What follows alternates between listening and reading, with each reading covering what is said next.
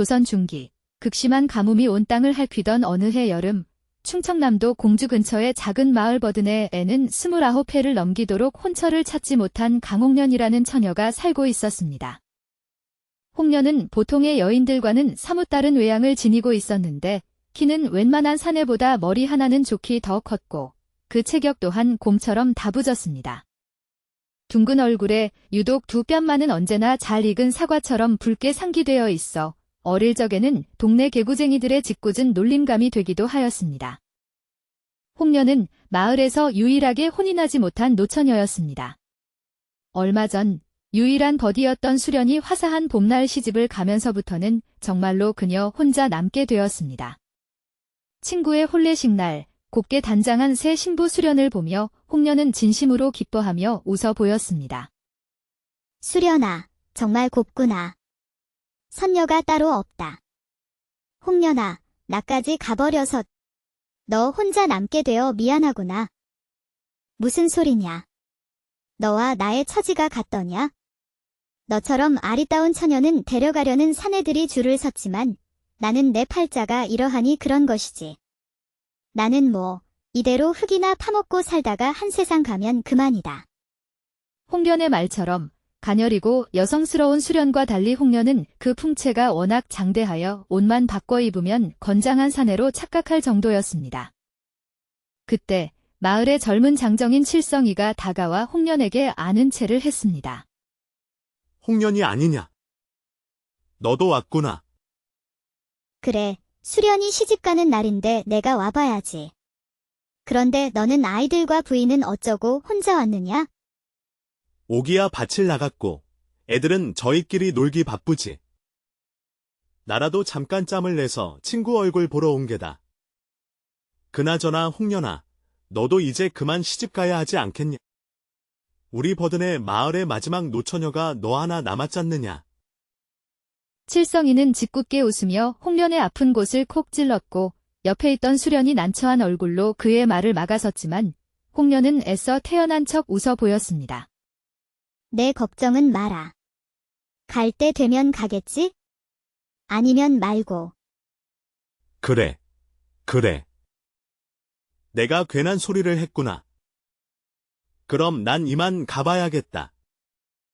농사일이 산더미 같아서. 칠성이가 자리를 뜨자 홍련은 괜찮다는 듯 손을 저었지만 그의 마른 가시처럼 그녀의 가슴에 박혀 좀처럼 빠지지 않았습니다. 그날 오후 해가 뉘엿뉘엿 서산으로 넘어갈 무렵 홍련은 심란한 마음을 달래려 강가를 홀로 걷다가 집으로 돌아가고 있었습니다. 그런데 저만치서 비틀거리며 다가오는 두 사내가 있었습니다. 아침에 보았던 칠성이와 그의 둘도 없는 친구 만복이었습니다. 둘은 술에 잔뜩 취해 있었습니다. 어이쿠, 이게 누구야? 우리 홍련이 아니신가? 칠성이 너는 아까 농사일 하러 간다더니 웬 술을 이리 진탕 마셨느냐? 허, 오늘 기분 좋은 일이 있어서 한잔했지. 그나저나 우리 홍련이 이제 수련이마저 시집 가버렸으니 외로워서 어쩌? 같이 어울릴 사람도 없고. 어울릴 사람이 왜 없어? 심심하면 우리랑 술이나 한잔하며 어울리면 되지. 홍련은 두 사람에게서 풍기는 지독한 술 냄새 속에서 무언가 다른 향기를 맡고는 미간을 찌푸렸습니다. 그녀는 갑자기 코를 킁킁거리며 그들에게 가까이 다가갔습니다. 근데 이게 무슨 냄새지? 뭐야? 개도 아닌데 왜 남의 몸 냄새를 맡고 그래? 가만히 있어 봐, 너희들 딱 걸렸어. 이 냄새. 너희들 저작거리 기방어량로에 다녀왔지? 무슨 소리야? 기방이라니. 큰일 날 소리 하고 있네? 사람 잡네. 누가 기방을 갔다고 그래? 이건 값비싼 사향 냄새와 분 냄새다. 이렇게 진하고 비싼 향을 쓰는 여인네 중에 너희 같은 농사꾼들과 어울려 술을 마셔줄 사람은 월양로의 소월이라는 기생밖에 없을 터. 소월이. 두 사람은 얼굴빛이 싹 바뀌더니 비굴한 표정을 지으며 홍련의 옷자락을 붙잡고 매달렸습니다. 홍련아, 제발. 그냥 정말 잠깐 들렀다가 나왔어. 정말이야.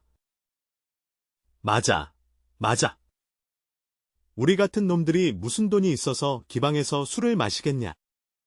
그냥 문턱만 밟고 나왔다니까. 잠깐이고 뭐고 너희 마누라들은 가뭄에 논일, 밭일에 남의 집 삭바느질까지 해가며 먹고 살겠다고 정신없이 일하는데 너희는 그 시간에 흥청망청 기생과 술을 마셔? 정신이 외출했구나. 정신줄 단단히 붙들고 살아라. 그래. 그래. 내 말대로 앞으로 정신줄 단디 붙잡고 살 테니 제발 오늘 일은 아무에게도 말하지 말아다오. 앞으로 너희들 하는 것 봐서 내 입이 움직일 것이니 똑바로들 처신해라. 아이고, 고맙다 홍련아. 명심하마. 두 사람은 혼비백산하여 집으로 도망치듯 사라졌고 홍련은 씁쓸한 웃음을 지으며 다시 집으로 발걸음을 옮겼습니다. 이렇듯 홍련의 후각이 유난히 발달한 데에는 남다른 사연이 있었습니다. 그녀가 10살 무렵 어린 여동생과 함께 뒷산에 올라 놀다가 깊은 구덩이 속 뱀굴로 떨어지고 말았습니다. 홍련은 동생을 먼저 구덩이 위로 밀어 올렸지만 자신은 미처 빠져나오지 못하고 뱀떼에게 온몸을 물려 정신을 잃고 쓰러졌습니다. 의원은 하루를 넘기기 힘들 것이라 했지만 홍련은 닷새째 되던 날 검은 설사와 토사물을 쏟아낸 뒤 거짓말처럼 회복하기 시작했습니다. 그 후 홍련의 체질은 완전히 변하여 양볼은 늘 붉게 물들었지만 키와 덩치가 장정보다 커지고 후각과 청각이 비상하게 발달하게 되었습니다. 상념에 잠겨 집으로 향하던 홍련은 집 근처에서 소란스러운 소리를 들었습니다.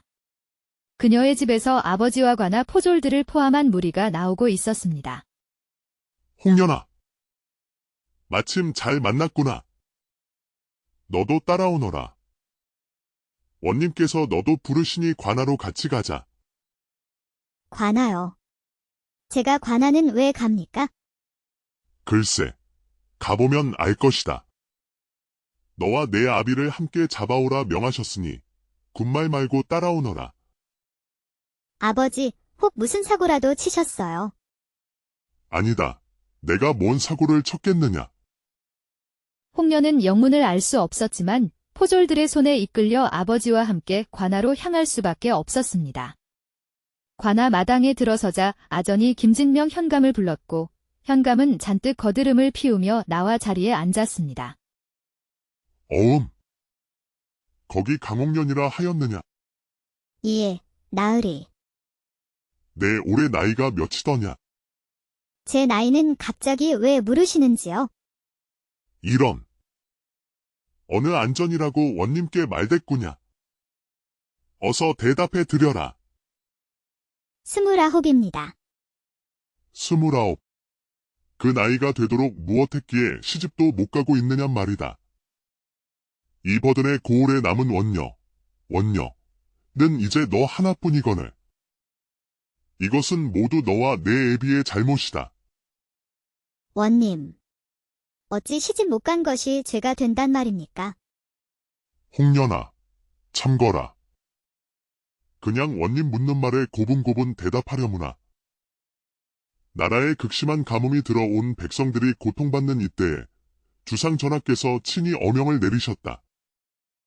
온 나라에 혼인하지 못한 광부와 원녀의 이 서려 음양의 조화가 어지러워졌으니 하늘조차 노하여 비를 내리지 않는 것이라.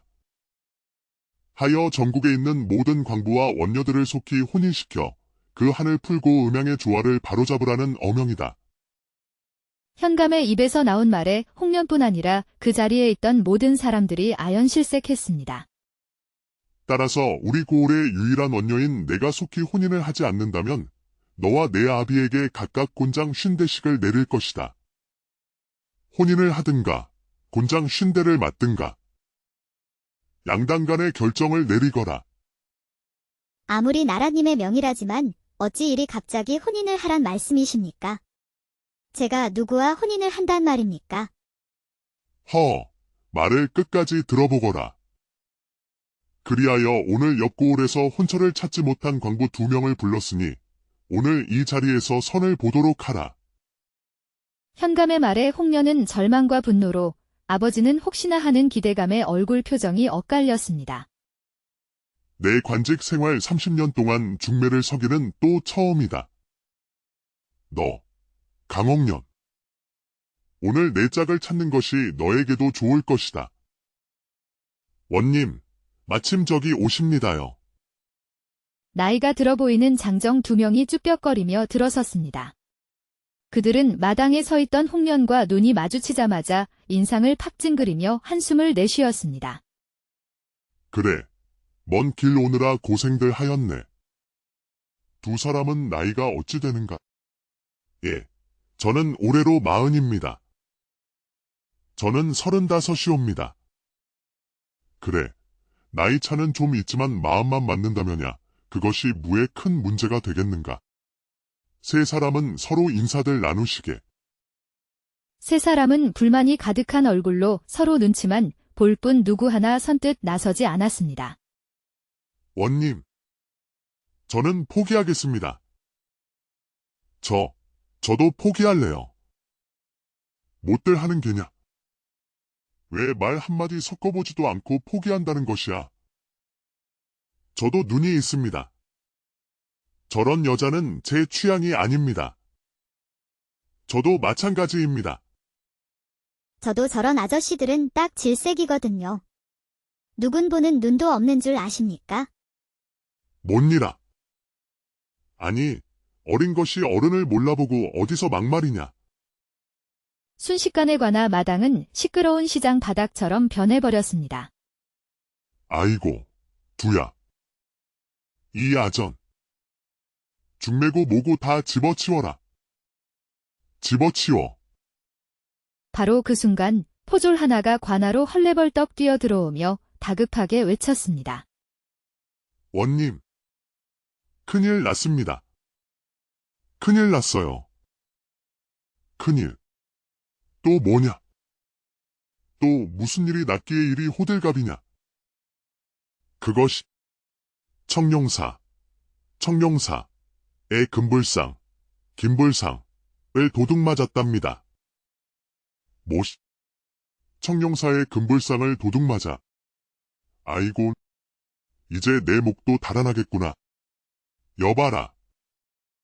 일단 저자들은 돌려보내고 강옥년 부녀는 옥에 가두어라. 원님, 현감의 불호령에 홍련과 아버지는 졸지에 난생 처음 옥에 갇히는 신세가 되고 말았습니다. 차갑고 축축한 감옥 안에서 홍련은 자신 때문에 옥살이까지 하게 된 아버지를 보며 고개를 숙이고 울먹였습니다. 아버지. 저 때문에 죄송해요. 아니다. 홍련아. 죄송할 것 없다. 세상 일이 어찌 사람 뜻대로만 다 되겠느냐. 부부의 인연이라는 것도 다 하늘의 때가 되어야 맺어지는 법이거늘 억지로 한다고 될 일이 아니지. 그렇게 두 사람이 옥에 갇힌 지 한참이 지나 깊은 어둠이 내리자 옥문 앞이 갑자기 소란스러워지더니 포졸들이 험상궂은 인상의 산에 하나를 거칠게 끌고 와 옥에 가두었습니다. 들어가. 얌전히 있거라. 원님께서 돌아오시는 대로 내놈의 신문이 시작될 것이니. 산에는 맞은편 감방에서 그 모습을 지켜보던 홍련과 눈이 마주치자 사나운 눈빛으로 쏘아보며 중얼거렸습니다. 뭘 그렇게 빤히 쳐다보느냐. 내 눈 가지고 내가 쳐다보는데 뭐 보태준 거라도 있어? 계집치고는 담력이 제법이구나. 웬만한 사내도 내 눈빛을 마주하면 오금을 저리는데. 남자로 태어났다면 큰 인물이 되었을지도 모르겠군. 홍련아, 그만하거라. 저 사람 눈빛이 너무 무섭다. 그날 밤 깜빡 잠이 들었던 홍련은 코를 찌르는 듯한 비릿하면서도 달콤한 향기에 잠에서 깨어났습니다. 주변을 살펴보니 아버지와 감옥을 지키던 포졸들이 모두 깊은 잠에 빠져 정신없이 쓰러져 있었습니다. 그때 시커먼 그림자 2개가 소리 없이 감옥 안으로 들어와 쓰러진 포졸을 흔들어 보더니 낮은 목소리로 속삭였습니다. 미혼양, 이 제대로 들었군. 깊이 잠들었어. 두 복면이는 포졸의 품을 뒤져 옥 열쇠를 찾아내더니 맞은편 옥에 갇혀있던 험상궂은 산의 흑표의 옥문을 열었습니다. 그들은 사내를 부축하여 들쳐 업고 나가려다 문득 홍련 부녀가 갇힌 감방 쪽을 쳐다보았습니다. 형님, 저자들은 어찌할까요? 시간이 없다. 어서 큰형님을 모시고 이곳을 벗어나는 것이 우선이다. 예, 알겠습니다. 그들이 쏜살같이 어둠 속으로 사라지고 난 뒤 홍련은 아버지를 흔들어 깨워보려 했지만 아무리 소리쳐도 두 사람은 미동조차 하지 않았습니다. 아버지. 정신 좀 차려보세요. 아버지. 다음 날 새벽 교대하러 들어온 포졸들에 의해 사내가 탈옥한 사실이 발견되었고 관아는 발칵 뒤집혔습니다. 보통 대담한 놈들이 아닙니다. 야밤을 틈타 감옥에 침입하여 죄수를 빼내가다니.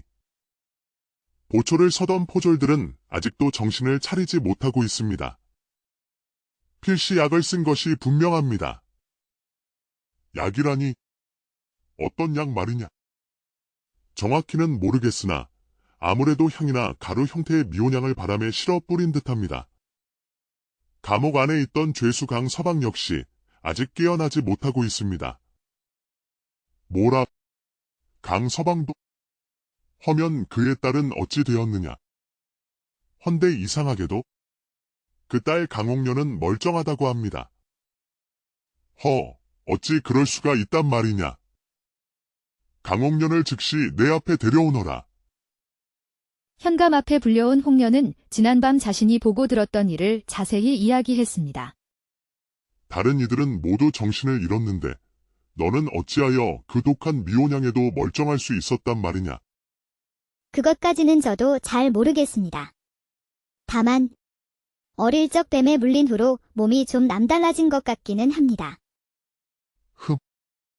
혹시 도망친 자들의 얼굴은 보았느냐? 너무 어두워 얼굴은 제대로 보지 못했습니다만 목소리는 똑똑히 들었습니다. 다시 들으면 혹 알 수 있을지도 모르겠습니다. 그래. 그렇다면 너도 이 수사에 힘을 보태야겠다. 현감은 홍련을 포졸들과 함께 범인 수색에 참여시켰습니다. 관아에서는 고을로 통하는 길목을 모두 차단하고 온 마을을 샅샅이 뒤졌지만 며칠이 지나도록 범인들의 행방은 묘연했습니다. 도대체 하늘로 솟았는가? 땅으로 꺼졌는가? 이 정도로 뒤졌으면 쥐새끼 한 마리라도 나올 법한데 어찌 이리 그림자 하나 찾을 수 없단 말이냐? 그러게 말일세. 내 포졸 생활 10년 동안 이렇게 귀신같이 사라진 놈들은 또 처음 보네. 포졸들의 푸념을 듣던 홍련은 문득 한 가지 생각이 머릿속을 스쳐 지나갔습니다. 아직 확인하지 못한 곳이 한 군데 있습니다. 뭐? 그곳이 어디인데? 청룡사입니다. 청룡사라고? 에이, 설마 제 발로 호랑이 굴에 다시 들어갔을 리가 있겠느냐? 지들이 도둑질한 곳에 돌아올 담 큰 놈들이 어디 있겠어? 아닙니다. 충분히 그러고도 남을 놈들입니다. 어젯밤과나 감옥까지 대담하게 침입하여 동료를 빼내간 것을 보지 않으셨습니까? 이자들은 보통 배짱을 가진 도둑들이 아닙니다. 가장 안전하다고 생각하는 곳이 오히려 가장 위험한 법이지요. 홍련의 설득에 포졸들은 마지못해 그녀를 따라 청룡사로 향했습니다. 해 진력, 청룡사 경내로 들어서자 절간은 이상하리만치 고요했습니다. 뭐야? 왜 이렇게 사람이 하나도 없어? 요새 금불상 도난 사건 때문에 분위기가 흉흉해서 다들 몸을 사리는 거겠지요. 우리가 도둑 잡는다고 온 마을을 들쑤시고 다닌 탓도 있을 테고. 그때 안쪽에서 승려 한 명이 나타나 그들에게 다가와 합장하며 인사했습니다. 나무아미타불. 심포 나리들께서 어인일로 누추한 절간까지 방문하셨습니까? 별일 아니요. 잠시 둘러볼 곳이 있어서 그러니 스님께서는 신경 쓰지 마시고 하시던 일이나 계속 보시오. 그러시군요. 그럼 천천히 살피다 가시지요.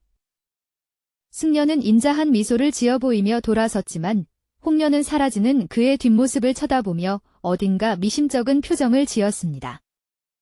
세 사람은 경내를 꼼꼼히 살피며 절간 안으로 들어가 보았지만 별다른 흔적을 찾을 수 없었습니다. 절 뒤편으로 돌아가 주변을 둘러보던 포졸 하나가 결국 낙담한 표정으로 말했습니다. 홍련아, 그만하고 관하로 돌아가자.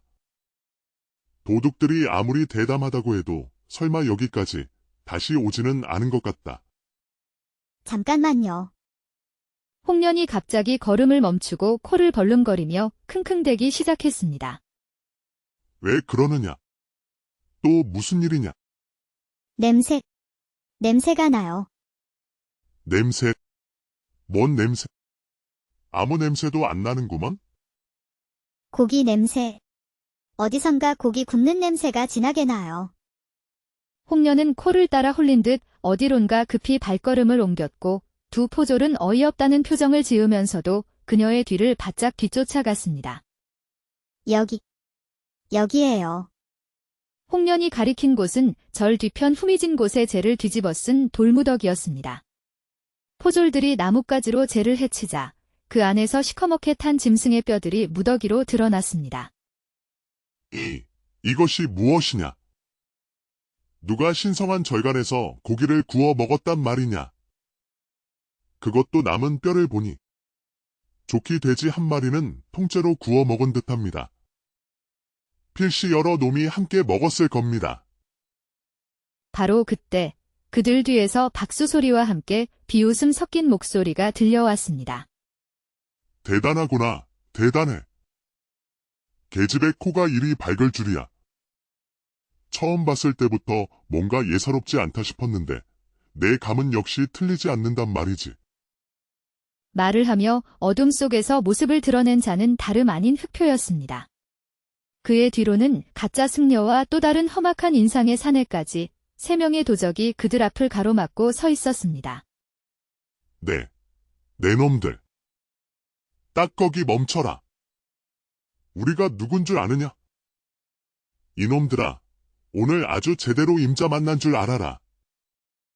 포졸들이 육모방망이를 빼어들고 큰 소리쳤지만 도적들은 자기들끼리 낄낄거리며 조금도 겁먹은 기색이 없었습니다. 흐흐흐, 그건 뭐에 쓰는 몽둥이냐? 그걸로 다듬이질이라도 하려고 그러느냐? 이렇게 된 이상 어쩔 수 없다. 홍련아, 너는 우리 뒤로 물러나 있거라. 기회를 봐서 어서 도망쳐. 우리가 저놈들을 최대한 잡아놓을 테니.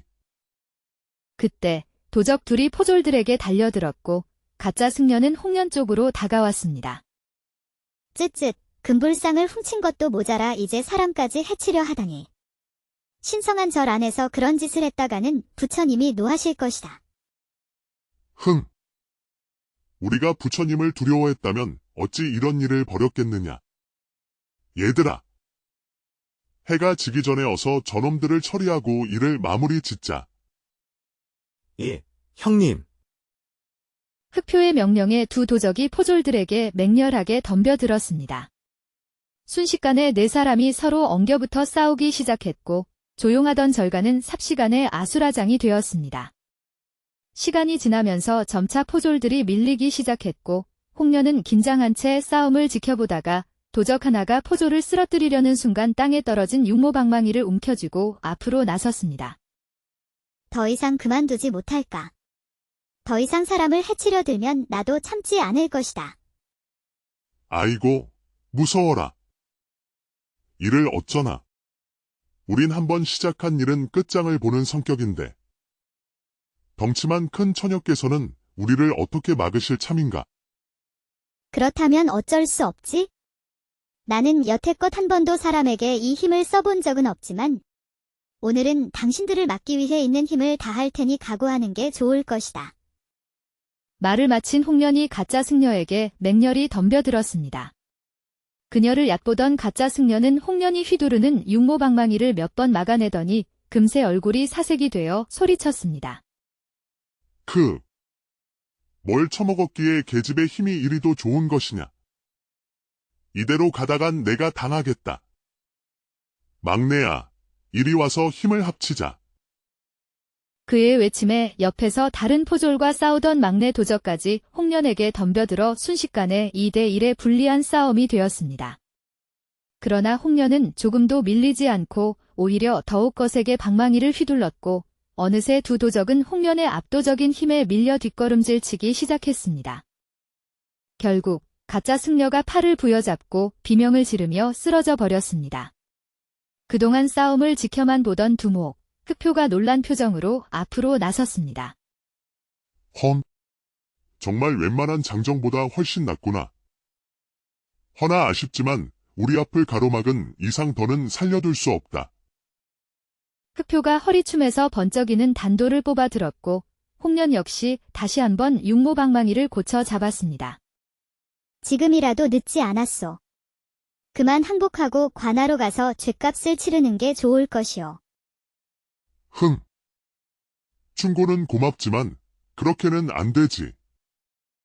자, 어디 한번 덤벼보아라. 그 말을 끝으로 흑표와 홍련은 서로에게 달려들었습니다. 흑표는 날렵하게 홍련의 공격을 피하며 단도를 휘둘렀고 홍련은 육중한 방망이로 그의 공격을 막아내며 강력하게 반격했습니다. 방망이를 막아낼 때마다 팔 전체가 쩌릿쩌릿 울려오는 것을 느낀 흑표는 위기감을 느끼고 비열한 수를 쓰기로 결심했습니다. 무슨 힘이 이리도 세단 말이냐. 그는 갑자기 몸을 숙여 바닥에 흙을 한 움큼 집어들더니 그대로 홍련의 얼굴을 향해 뿌렸습니다. 순간적으로 시야를 가린 홍련이 주춤하는 사이 흑표는 그 틈을 타 도망치려 했습니다. 사내대장부가 되어서 이렇게 비겁한 수를 쓰고 도망치려 하다니 용서 못한다. 고함을 지르며 홍련은 손에 쥐고 있던 육모방망이를 도망치는 흑표의 등을 향해 혼신의 힘을 다해 집어 던졌습니다. 방망이는 정확하게 그의 등을 후려쳤고 흑표는 비명과 함께 땅바닥에 쓰러져 버렸습니다. 두목이 쓰러지는 모습을 본 나머지 도적들은 싸울 의지를 완전히 잃고 얼음처럼 굳어버렸고 포졸들은 그 기회를 놓치지 않고 재빨리 달려들어 남은 도적들을 포승줄로 꽁꽁 묶어버렸습니다. 도적들을 모두 제압한 홍련과 포졸들은 절간 구석의 광에 갇혀있던 진짜 청룡사 스님들을 발견하여 무사히 구출했습니다. 나무아미타불. 세 분이 아니었으면 저희는 큰 화를 당할 뻔했습니다. 참으로 감사합니다. 홍련과 포졸들은 도적들을 굴비 엮듯 줄줄이 엮어 끌고 저작거리로 나섰습니다. 처녀가 앞장서서 흉악한 도적대를 잡았다는 소문은 삽시간에 온 마을로 퍼져나갔고 마을 사람들은 길가로 몰려나와 환호했습니다. 소식을 미리 전해들은 김진명 현감과 관아의 관리들도 관아 문 앞까지 마중 나와 그들을 맞이했습니다. 오, 장하다 강홍련. 내가 이토록 큰일을 해낼 줄이야. 이런 흉악한 놈들은 당장 옥에 가두어라. 내 놈들에게는 국법에 따라 엄벌이 내려질 것이니 단단히 각오하고 있거라. 모든 소동이 정리되자 현감은 옥에 갇혀있던 홍련의 아버지를 풀어주고 홍련과 마주 앉았습니다. 강홍련, 너는 보면 볼수록 참으로 신기한 아이로구나. 어찌 그런 기지와 용맹을 지녔을까? 여튼 내 덕분에 나도 이 고을도 큰 위기를 넘겼다. 허나 아직 해결해야 할 일이 하나 남았지 않느냐? 예. 또 무엇이 남았다는 말씀이신지요? 뭐긴 뭐야? 내 혼사 문제지. 원님, 나도 내 공을 생각해서 이번 혼사 문제는 어찌 넘어가고 싶었지만 주상전하의 어명이 지엄하신지라 나로서도 어쩔 도리가 없다. 다만 내가 관찰사께 장계를 올려 그 기한을 올해 연말까지 만이라도 말미를 달라고 간청해 볼 터이니 내가 힘쓸 수 있는 것은 여기까지다. 현감과의 이야기를 마친 홍련이 관아를 나서자 초췌한 얼굴의 아버지가 그녀를 반갑게 맞이했습니다. 홍련아, 내 딸. 아이고, 어찌 그리 위험한 일을 했느냐. 아버지, 괜찮아요. 그다지 위험하지도 않았어요. 아이고, 그런 소리 마라. 앞으로는 절대 이런 위험한 일에는 나서지 말 거라. 알겠느냐? 네, 아버지. 얼른 집으로 가요. 어머니랑 동생들이 눈 빠지게 기다리고 있겠네요. 그래. 어서 집으로 가자꾸나. 홍련이 아버지와 함께 집으로 돌아가는 길, 만나는 마을 사람들마다 그녀를 향해 엄지손가락을 치켜세우며 칭찬과 격려를 아끼지 않았습니다. 늘 혼인 못한 딸 때문에 걱정이 태산 같았던 홍련의 아버지는 마을 사람들의 존경과 칭찬을 한 몸에 받는 딸의 늠름한 뒷모습을 바라보며 더없이 자랑스러운 마음을 느꼈습니다. 조선 중기, 극심한 가뭄이 온 땅을 핥히던 어느 해 여름, 충청남도 공주 근처의 작은 마을 버든에 애는 29해를 넘기도록 혼처를 찾지 못한 강홍련이라는 처녀가 살고 있었습니다. 홍련은 보통의 여인들과는 사뭇 다른 외양을 지니고 있었는데 키는 웬만한 사내보다 머리 하나는 좋기 더 컸고 그 체격 또한 곰처럼 다부졌습니다. 둥근 얼굴에 유독 두 뺨만은 언제나 잘 익은 사과처럼 붉게 상기되어 있어 어릴 적에는 동네 개구쟁이들의 짓궂은 놀림감이 되기도 하였습니다. 홍련은 마을에서 유일하게 혼인하지 못한 노처녀였습니다. 얼마 전 유일한 버디였던 수련이 화사한 봄날 시집을 가면서부터는 정말로 그녀 혼자 남게 되었습니다. 친구의 혼례식 날 곱게 단장한 새 신부 수련을 보며 홍련은 진심으로 기뻐하며 웃어 보였습니다. 수련아, 정말 곱구나. 선녀가 따로 없다. 홍련아, 나까지 가버려서 너 혼자 남게 되어 미안하구나. 무슨 소리냐. 너와 나의 처지가 같더냐. 너처럼 아리따운 처녀는 데려가려는 사내들이 줄을 섰지만 나는 내 팔자가 이러하니 그런 것이지. 나는 뭐 이대로 흙이나 파먹고 살다가 한 세상 가면 그만이다. 홍련의 말처럼 가녀리고 여성스러운 수련과 달리 홍련은 그 풍채가 워낙 장대하여 옷만 바꿔 입으면 건장한 사내로 착각할 정도였습니다. 그때 마을의 젊은 장정인 칠성이가 다가와 홍련에게 아는 체를 했습니다. 홍련이 아니냐? 너도 왔구나. 그래, 수련이 시집가는 날인데 내가 와봐야지. 그런데 너는 아이들과 부인은 어쩌고 혼자 왔느냐? 오기야 밭을 나갔고 애들은 저희끼리 놀기 바쁘지. 나라도 잠깐 짬을 내서 친구 얼굴 보러 온 게다. 그나저나 홍련아, 너도 이제 그만 시집가야 하지 않겠냐? 우리 버든의 마을의 마지막 노처녀가 너 하나 남았잖느냐?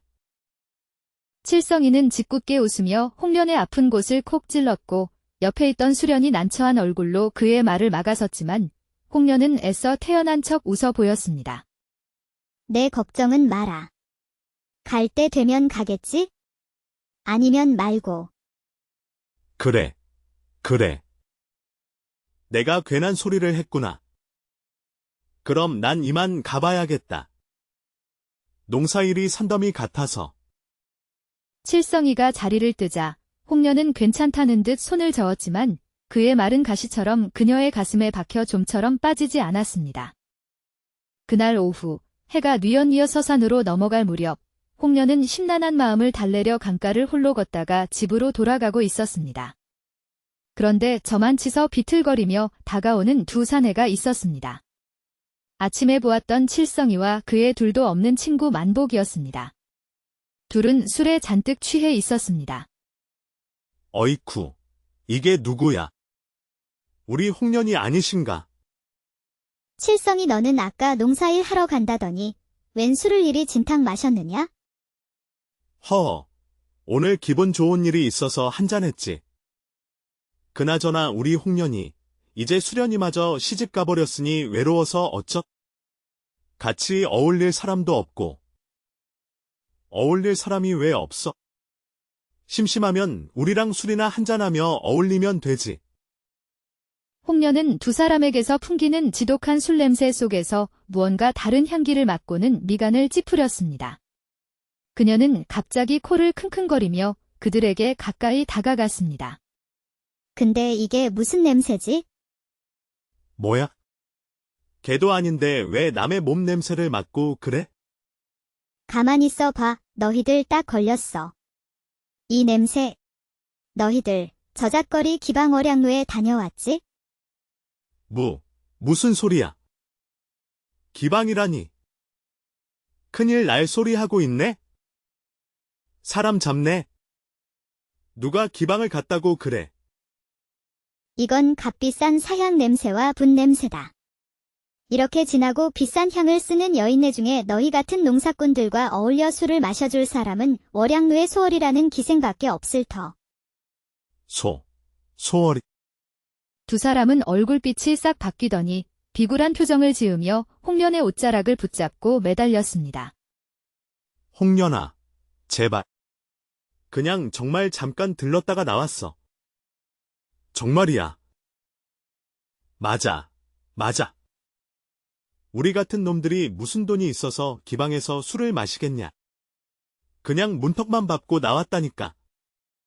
잠깐이고 뭐고 너희 마누라들은 가뭄에 논일, 밭일에 남의 집 삭바느질까지 해가며 먹고 살겠다고 정신없이 일하는데 너희는 그 시간에 흥청망청 기생과 술을 마셔? 정신이 외출했구나. 정신줄 단단히 붙들고 살아라. 그래. 내 말대로 앞으로 정신줄 단디 붙잡고 살 테니 제발 오늘 일은 아무에게도 말하지 말아다오. 앞으로 너희들 하는 것 봐서 내 입이 움직일 것이니 똑바로들 처신해라. 아이고, 고맙다 홍련아. 명심하마. 두 사람은 혼비백산하여 집으로 도망치듯 사라졌고 홍련은 씁쓸한 웃음을 지으며 다시 집으로 발걸음을 옮겼습니다. 이렇듯 홍련의 후각이 유난히 발달한 데에는 남다른 사연이 있었습니다. 그녀가 10살 무렵 어린 여동생과 함께 뒷산에 올라 놀다가 깊은 구덩이 속 뱀굴로 떨어지고 말았습니다. 홍련은 동생을 먼저 구덩이 위로 밀어 올렸지만 자신은 미처 빠져나오지 못하고 뱀떼에게 온몸을 물려 정신을 잃고 쓰러졌습니다. 의원은 하루를 넘기기 힘들 것이라 했지만 홍련은 닷새째 되던 날 검은 설사와 토사물을 쏟아낸 뒤 거짓말처럼 회복하기 시작했습니다. 그 후 홍련의 체질은 완전히 변하여 양볼은 늘 붉게 물들었지만 키와 덩치가 장정보다 커지고 후각과 청각이 비상하게 발달하게 되었습니다. 상념에 잠겨 집으로 향하던 홍련은 집 근처에서 소란스러운 소리를 들었습니다. 그녀의 집에서 아버지와 관아 포졸들을 포함한 무리가 나오고 있었습니다. 홍련아. 마침 잘 만났구나. 너도 따라오너라. 원님께서 너도 부르시니 관아로 같이 가자. 관아요. 제가 관아는 왜 갑니까? 글쎄, 가보면 알 것이다. 너와 내 아비를 함께 잡아오라 명하셨으니 군말 말고 따라오너라. 아버지, 혹 무슨 사고라도 치셨어요? 아니다. 내가 뭔 사고를 쳤겠느냐. 홍련은 영문을 알 수 없었지만 포졸들의 손에 이끌려 아버지와 함께 관아로 향할 수밖에 없었습니다. 관아 마당에 들어서자 아전이 김진명 현감을 불렀고 현감은 잔뜩 거드름을 피우며 나와 자리에 앉았습니다. 어음. 거기 강홍련이라 하였느냐. 예, 나으리. 내 올해 나이가 몇이더냐. 제 나이는 갑자기 왜 물으시는지요? 이런. 어느 안전이라고 원님께 말댔구냐. 어서 대답해 드려라. 29입니다. 29. 그 나이가 되도록 무엇했기에 시집도 못 가고 있느냔 말이다. 이 버든의 고을에 남은 원녀는 이제 너 하나뿐이거늘. 이것은 모두 너와 내 애비의 잘못이다. 원님. 어찌 시집 못 간 것이 죄가 된단 말입니까? 홍련아, 참거라.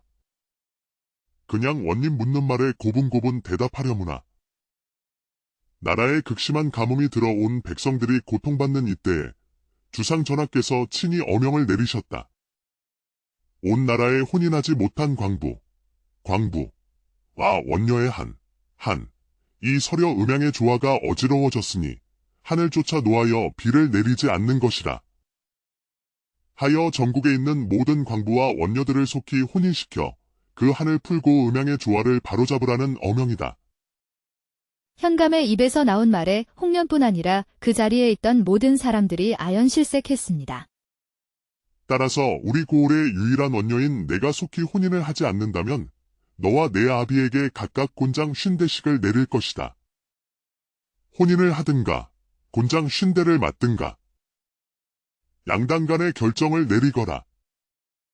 아무리 나라님의 명이라지만 어찌 이리 갑자기 혼인을 하란 말씀이십니까? 제가 누구와 혼인을 한단 말입니까?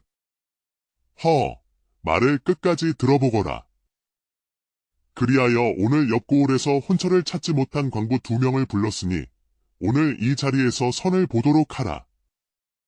현감의 말에 홍련은 절망과 분노로, 아버지는 혹시나 하는 기대감에 얼굴 표정이 엇갈렸습니다. 내 관직 생활 30년 동안 중매를 서기는 또 처음이다. 너, 강옥년. 오늘 내 짝을 찾는 것이 너에게도 좋을 것이다. 원님, 마침 저기 오십니다요. 나이가 들어 보이는 장정 2명이 쭈뼛거리며 들어섰습니다. 그들은 마당에 서 있던 홍련과 눈이 마주치자마자 인상을 팍 찡그리며 한숨을 내쉬었습니다. 그래, 먼 길 오느라 고생들 하였네. 두 사람은 나이가 어찌 되는가? 예, 저는 올해로 40입니다. 저는 35이옵니다. 그래, 나이 차는 좀 있지만 마음만 맞는다면야 그것이 무에 큰 문제가 되겠는가? 세 사람은 서로 인사들 나누시게. 세 사람은 불만이 가득한 얼굴로 서로 눈치만 볼 뿐 누구 하나 선뜻 나서지 않았습니다. 원님, 저는 포기하겠습니다. 저도 포기할래요. 못들 하는 게냐? 왜 말 한마디 섞어보지도 않고 포기한다는 것이야? 저도 눈이 있습니다. 저런 여자는 제 취향이 아닙니다. 저도 마찬가지입니다. 저도 저런 아저씨들은 딱 질색이거든요. 누군 보는 눈도 없는 줄 아십니까? 뭔일아? 아니, 어린 것이 어른을 몰라보고 어디서 막말이냐? 순식간에 관아 마당은 시끄러운 시장 바닥처럼 변해버렸습니다. 아이고, 두야. 이 아전. 중매고 뭐고 다 집어치워라. 집어치워. 바로 그 순간 포졸 하나가 관아로 헐레벌떡 뛰어들어오며 다급하게 외쳤습니다. 원님. 큰일 났습니다. 큰일 났어요. 큰일. 또 뭐냐? 또 무슨 일이 났기에 이리 호들갑이냐? 그것이 청룡사의 금불상, 김불상을 도둑 맞았답니다. 뭐시? 청룡사의 금불상을 도둑 맞아. 아이고, 이제 내 목도 달아나겠구나. 여봐라. 일단 저자들은 돌려보내고 강옥년 부녀는 옥에 가두어라. 원님, 현감의 불호령에 홍련과 아버지는 졸지에 난생 처음 옥에 갇히는 신세가 되고 말았습니다. 차갑고 축축한 감옥 안에서 홍련은 자신 때문에 옥살이까지 하게 된 아버지를 보며 고개를 숙이고 울먹였습니다. 아버지, 저 때문에 죄송해요. 아니다. 홍련아. 죄송할 것 없다. 세상 일이 어찌 사람 뜻대로만 다 되겠느냐. 부부의 인연이라는 것도 다 하늘의 때가 되어야 맺어지는 법이거늘 억지로 한다고 될 일이 아니지. 그렇게 두 사람이 옥에 갇힌 지 한참이 지나 깊은 어둠이 내리자 옥문 앞이 갑자기 소란스러워지더니 포졸들이 험상궂은 인상의 산에 하나를 거칠게 끌고 와 옥에 가두었습니다. 들어가. 얌전히 있거라. 원님께서 돌아오시는 대로 내놈의 신문이 시작될 것이니. 사내는 맞은편 감방에서 그 모습을 지켜보던 홍련과 눈이 마주치자 사나운 눈빛으로 쏘아보며 중얼거렸습니다. 뭘 그렇게 빤히 쳐다보느냐. 내 눈 가지고 내가 쳐다보는데 뭐 보태준 거라도 있어? 계집치고는 담력이 제법이구나. 웬만한 사내도 내 눈빛을 마주하면 오금을 저리는데. 남자로 태어났다면 큰 인물이 되었을지도 모르겠군. 홍련아, 그만하거라. 저 사람 눈빛이 너무 무섭다. 그날 밤 깜빡 잠이 들었던 홍련은 코를 찌르는 듯한 비릿하면서도 달콤한 향기에 잠에서 깨어났습니다. 주변을 살펴보니 아버지와 감옥을 지키던 포졸들이 모두 깊은 잠에 빠져 정신없이 쓰러져 있었습니다. 그때 시커먼 그림자 2개가 소리 없이 감옥 안으로 들어와 쓰러진 포졸을 흔들어 보더니 낮은 목소리로 속삭였습니다. 미혼양, 미혼양, 이 제대로 들었군. 깊이 잠들었어. 두 복면이는 포졸의 품을 뒤져 옥 열쇠를 찾아내더니 맞은편 옥에 갇혀있던 험상궂은 산의 흑표의 옥문을 열었습니다. 그들은 사내를 부축하여 들쳐 업고 나가려다 문득 홍련 부녀가 갇힌 감방 쪽을 쳐다보았습니다. 형님, 저자들은 어찌할까요? 시간이 없다. 어서 큰형님을 모시고 이곳을 벗어나는 것이 우선이다. 예, 알겠습니다. 그들이 쏜살같이 어둠 속으로 사라지고 난 뒤 홍련은 아버지를 흔들어 깨워보려 했지만 아무리 소리쳐도 두 사람은 미동조차 하지 않았습니다. 아버지. 정신 좀 차려보세요. 아버지. 다음 날 새벽 교대하러 들어온 포졸들에 의해 사내가 탈옥한 사실이 발견되었고 관아는 발칵 뒤집혔습니다. 보통 대담한 놈들이 아닙니다. 야밤을 틈타 감옥에 침입하여 죄수를 빼내가다니. 보초를 서던 포졸들은 아직도 정신을 차리지 못하고 있습니다. 필시 약을 쓴 것이 분명합니다. 약이라니 어떤 약 말이냐?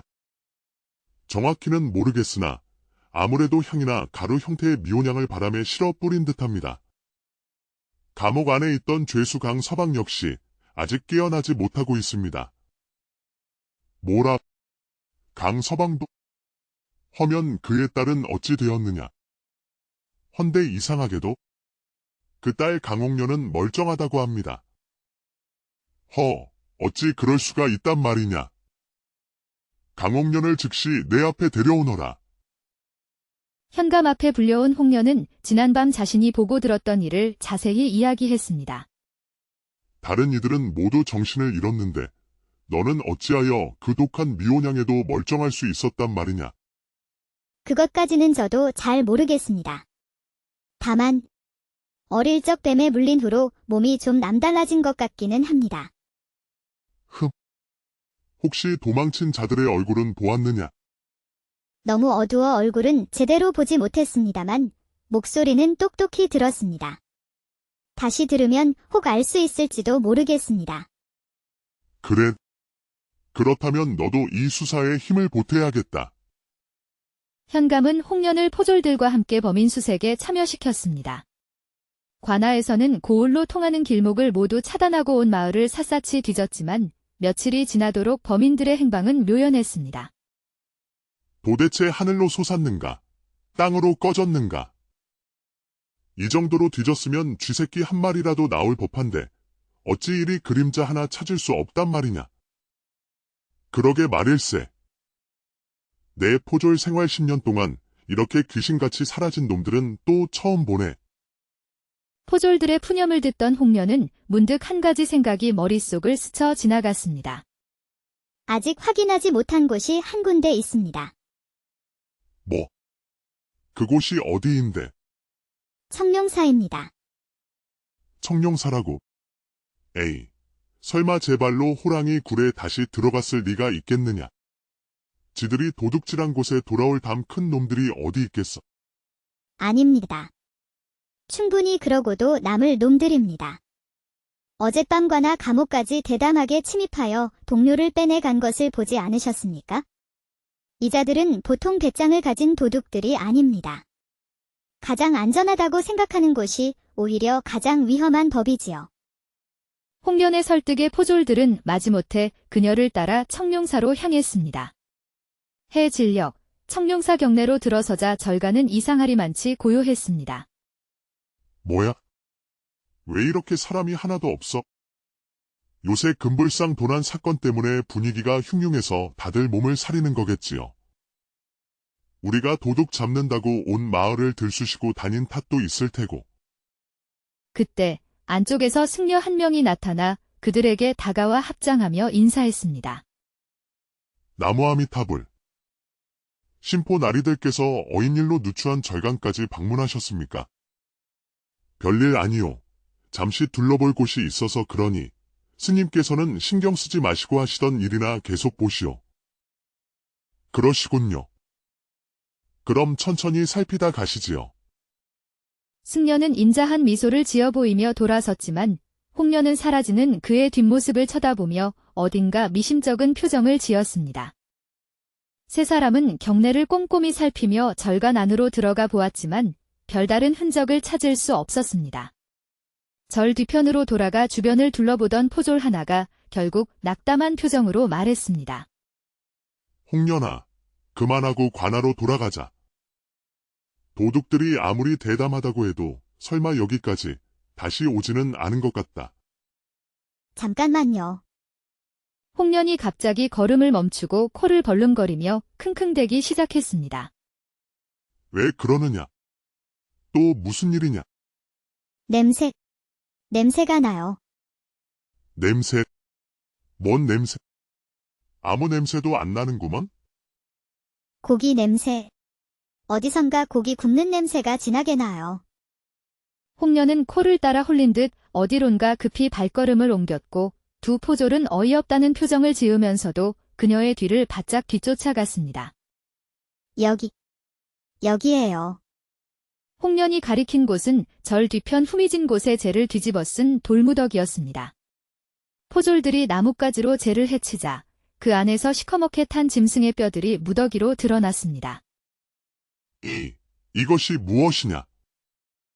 누가 신성한 절간에서 고기를 구워 먹었단 말이냐? 그것도 남은 뼈를 보니 좋기 돼지 한 마리는 통째로 구워 먹은 듯합니다. 필시 여러 놈이 함께 먹었을 겁니다. 바로 그때 그들 뒤에서 박수 소리와 함께 비웃음 섞인 목소리가 들려왔습니다. 대단하구나, 대단해. 계집의 코가 이리 밝을 줄이야. 처음 봤을 때부터 뭔가 예사롭지 않다 싶었는데 내 감은 역시 틀리지 않는단 말이지. 말을 하며 어둠 속에서 모습을 드러낸 자는 다름 아닌 흑표였습니다. 그의 뒤로는 가짜 승려와 또 다른 험악한 인상의 사내까지 3명의 도적이 그들 앞을 가로막고 서 있었습니다. 네 놈들. 딱 거기 멈춰라. 우리가 누군 줄 아느냐? 이놈들아, 오늘 아주 제대로 임자 만난 줄 알아라. 포졸들이 육모방망이를 빼어들고 큰소리쳤지만 도적들은 자기들끼리 낄낄거리며 조금도 겁먹은 기색이 없었습니다. 흐흐흐, 그건 뭐에 쓰는 몽둥이냐? 그걸로 다듬이질이라도 하려고 그러느냐? 이렇게 된 이상 어쩔 수 없다. 홍련아, 너는 우리 뒤로 물러나 있거라.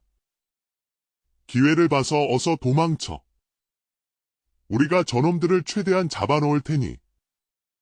그때 도적 둘이 포졸들에게 달려들었고 가짜 승려는 홍련 쪽으로 다가왔습니다. 쯧쯧, 금불상을 훔친 것도 모자라 이제 사람까지 해치려 하다니. 신성한 절 안에서 그런 짓을 했다가는 부처님이 노하실 것이다. 흥.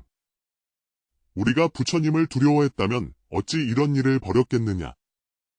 얘들아. 해가 지기 전에 어서 저놈들을 처리하고 일을 마무리 짓자. 예, 형님. 흑표의 명령에 두 도적이 포졸들에게 맹렬하게 덤벼들었습니다. 순식간에 4사람이 서로 엉겨붙어 싸우기 시작했고 조용하던 절간은 삽시간에 아수라장이 되었습니다.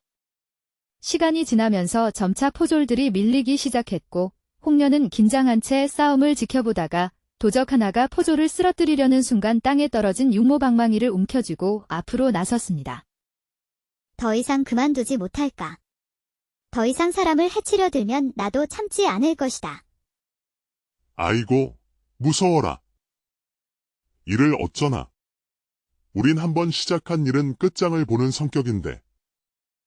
덩치만 큰 처녀께서는 우리를 어떻게 막으실 참인가? 그렇다면 어쩔 수 없지? 나는 여태껏 한 번도 사람에게 이 힘을 써본 적은 없지만 오늘은 당신들을 막기 위해 있는 힘을 다할 테니 각오하는 게 좋을 것이다. 말을 마친 홍련이 가짜 승려에게 맹렬히 덤벼들었습니다. 그녀를 얕보던 가짜 승려는 홍련이 휘두르는 육모방망이를 몇 번 막아내더니 금세 얼굴이 사색이 되어 소리쳤습니다. 뭘 처먹었기에 계집의 힘이 이리도 좋은 것이냐. 이대로 가다간 내가 당하겠다. 막내야, 이리 와서 힘을 합치자.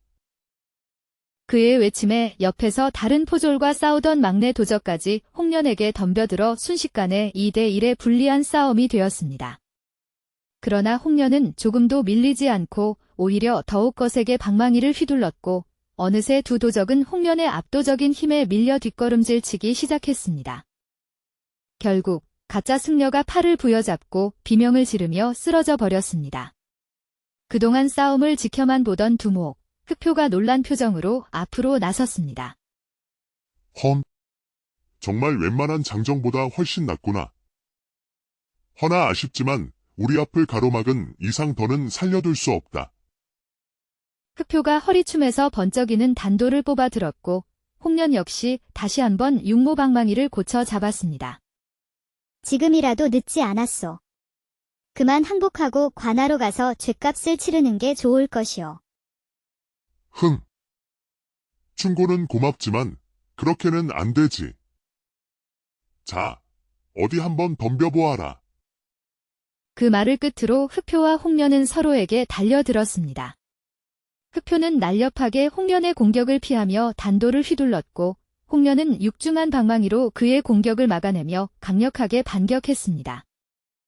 방망이를 막아낼 때마다 팔 전체가 쩌릿쩌릿 울려오는 것을 느낀 흑표는 위기감을 느끼고 비열한 수를 쓰기로 결심했습니다. 무슨 힘이 이리도 세단 말이냐. 그는 갑자기 몸을 숙여 바닥에 흙을 한 움큼 집어들더니 그대로 홍련의 얼굴을 향해 뿌렸습니다. 순간적으로 시야를 가린 홍련이 주춤하는 사이 흑표는 그 틈을 타 도망치려 했습니다. 사내대장부가 되어서 이렇게 비겁한 수를 쓰고 도망치려 하다니 용서 못한다. 고함을 지르며 홍련은 손에 쥐고 있던 육모방망이를 도망치는 흑표의 등을 향해 혼신의 힘을 다해 집어 던졌습니다.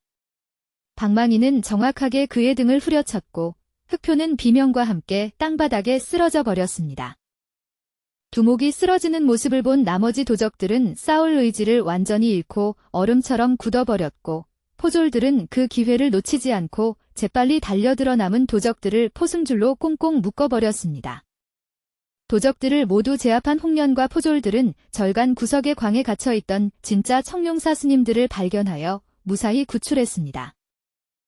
나무아미타불. 세 분이 아니었으면 저희는 큰 화를 당할 뻔했습니다. 참으로 감사합니다. 홍련과 포졸들은 도적들을 굴비 엮듯 줄줄이 엮어 끌고 저작거리로 나섰습니다.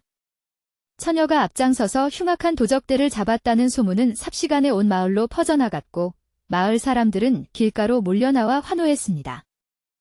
소식을 미리 전해들은 김진명 현감과 관아의 관리들도 관아 문 앞까지 마중 나와 그들을 맞이했습니다. 오, 장하다 강홍련. 내가 이토록 큰일을 해낼 줄이야. 이런 흉악한 놈들은 당장 옥에 가두어라. 내 놈들에게는 국법에 따라 엄벌이 내려질 것이니 단단히 각오하고 있거라. 모든 소동이 정리되자 현감은 옥에 갇혀있던 홍련의 아버지를 풀어주고 홍련과 마주 앉았습니다. 강홍련, 너는 보면 볼수록 참으로 신기한 아이로구나. 어찌 그런 기지와 용맹을 지녔을까? 여튼 내 덕분에 나도 이 고을도 큰 위기를 넘겼다. 허나 아직 해결해야 할 일이 하나 남았지 않느냐? 예. 또 무엇이 남았다는 말씀이신지요? 뭐긴 뭐야? 내 혼사 문제지. 원님, 나도 내 공을 생각해서 이번 혼사 문제는 어찌 넘어가고 싶었지만 주상전하의 어명이 지엄하신지라 나로서도 어쩔 도리가 없다. 다만 내가 관찰사께 장계를 올려 그 기한을 올해 연말까지 만이라도 말미를 달라고 간청해 볼 터이니 내가 힘쓸 수 있는 것은 여기까지다. 현감과의 이야기를 마친 홍련이 관아를 나서자 초췌한 얼굴의 아버지가 그녀를 반갑게 맞이했습니다. 홍련아. 내 딸. 아이고, 어찌 그리 위험한 일을 했느냐. 아버지, 괜찮아요. 그다지 위험하지도 않았어요.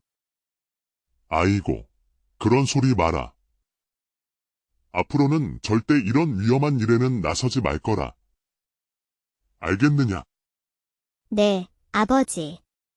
얼른 집으로 가요. 어머니랑 동생들이 눈 빠지게 기다리고 있겠네요. 그래. 어서 집으로 가자꾸나. 홍련이 아버지와 함께 집으로 돌아가는 길, 만나는 마을 사람들마다 그녀를 향해 엄지손가락을 치켜세우며 칭찬과 격려를 아끼지 않았습니다.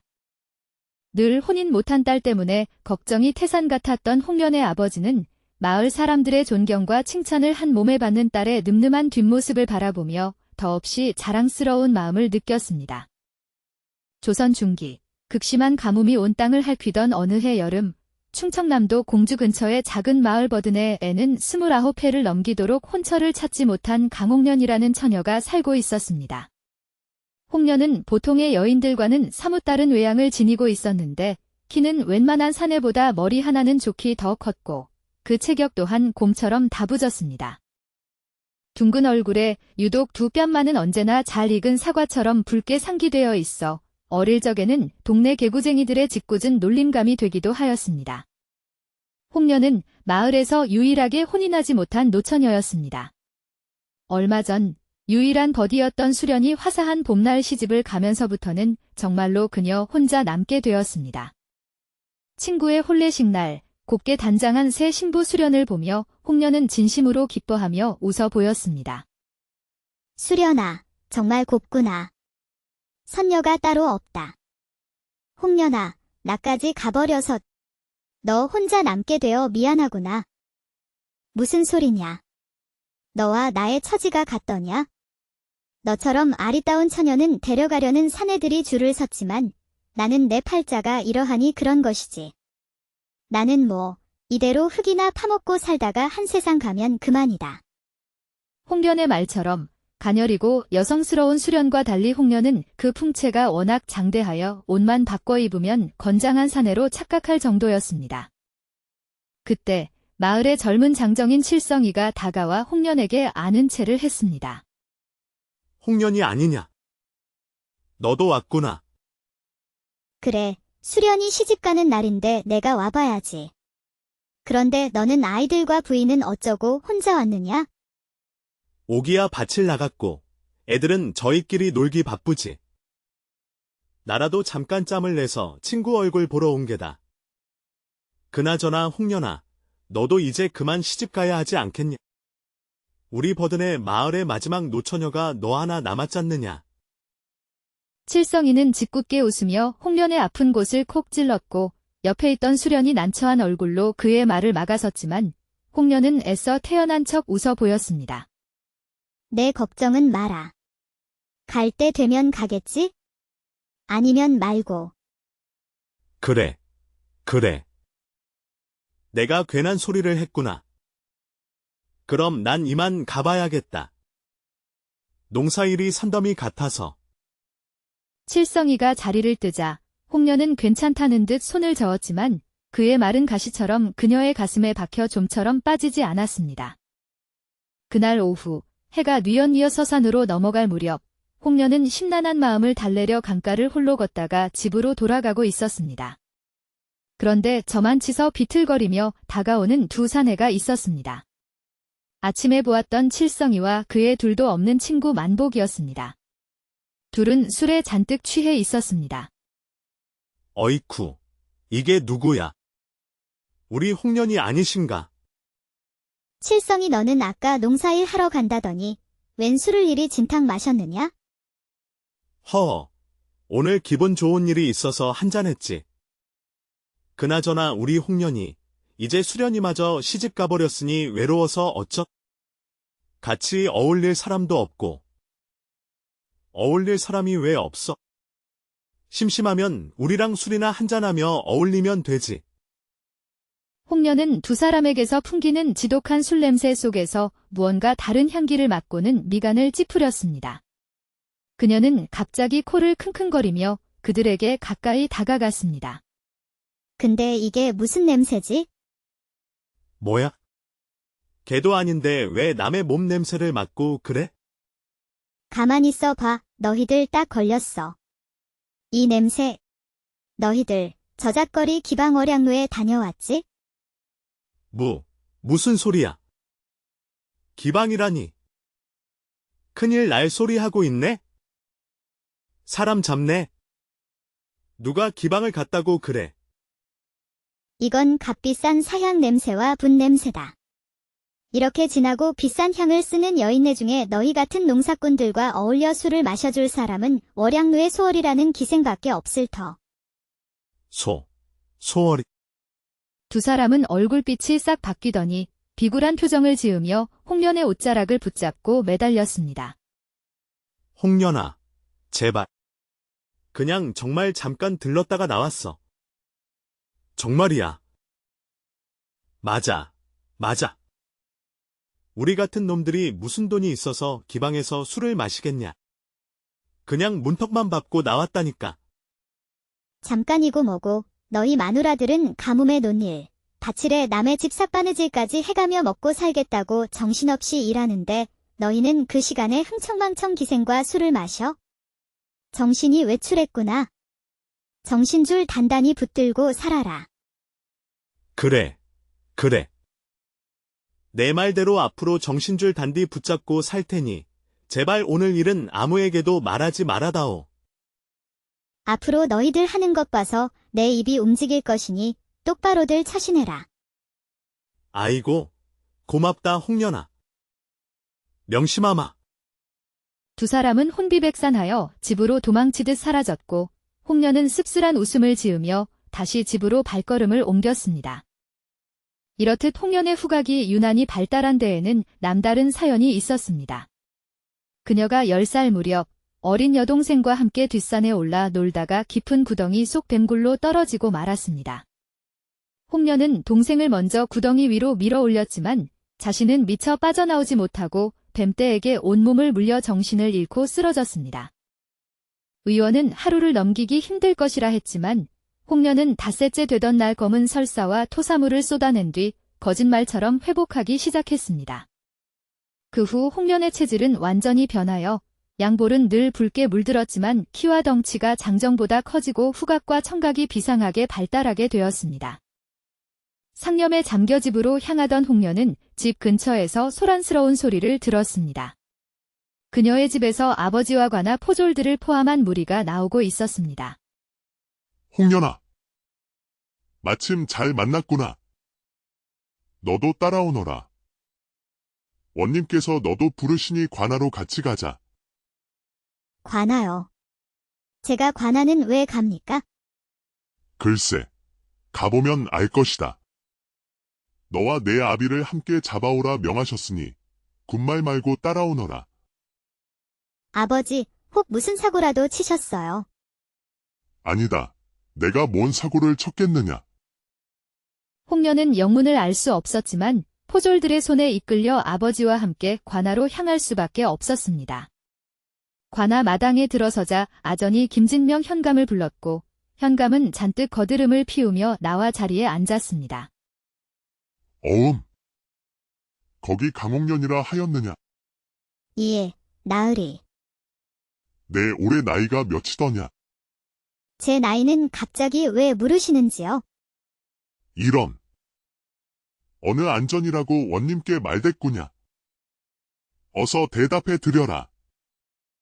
29입니다. 29. 그 나이가 되도록 무엇했기에 시집도 못 가고 있느냔 말이다. 이 버든의 고을에 남은 원녀는 이제 너 하나뿐이거늘. 이것은 모두 너와 내 애비의 잘못이다. 원님. 어찌 시집 못 간 것이 죄가 된단 말입니까? 홍련아, 참거라. 그냥 원님 묻는 말에 고분고분 대답하려무나.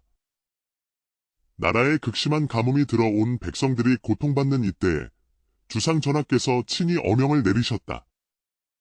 온 나라에 혼인하지 못한 광부와 원녀의 이 서려 음양의 조화가 어지러워졌으니 하늘조차 노하여 비를 내리지 않는 것이라. 하여 전국에 있는 모든 광부와 원녀들을 속히 혼인시켜 그 한을 풀고 음양의 조화를 바로잡으라는 어명이다. 현감의 입에서 나온 말에 홍련뿐 아니라 그 자리에 있던 모든 사람들이 아연실색했습니다. 따라서 우리 고을의 유일한 원녀인 내가 속히 혼인을 하지 않는다면 너와 내 아비에게 각각 곤장 50대씩을 내릴 것이다. 혼인을 하든가 곤장 50대를 맞든가 양당 간의 결정을 내리거라. 아무리 나라님의 명이라지만 어찌 이리 갑자기 혼인을 하란 말씀이십니까? 제가 누구와 혼인을 한단 말입니까? 말을 끝까지 들어보거라. 그리하여 오늘 옆고을에서 혼처를 찾지 못한 광부 2명을 불렀으니 오늘 이 자리에서 선을 보도록 하라. 현감의 말에 홍련은 절망과 분노로, 아버지는 혹시나 하는 기대감에 얼굴 표정이 엇갈렸습니다. 내 관직 생활 30년 동안 중매를 서기는 또 처음이다. 너, 강옥년. 오늘 내 짝을 찾는 것이 너에게도 좋을 것이다. 원님, 마침 저기 오십니다요. 나이가 들어 보이는 장정 2명이 쭈뼛거리며 들어섰습니다. 그들은 마당에 서 있던 홍련과 눈이 마주치자마자 인상을 팍 찡그리며 한숨을 내쉬었습니다. 그래, 먼 길 오느라 고생들 하였네. 2 사람은 나이가 어찌 되는가? 예, 저는 올해로 40입니다. 저는 35이옵니다.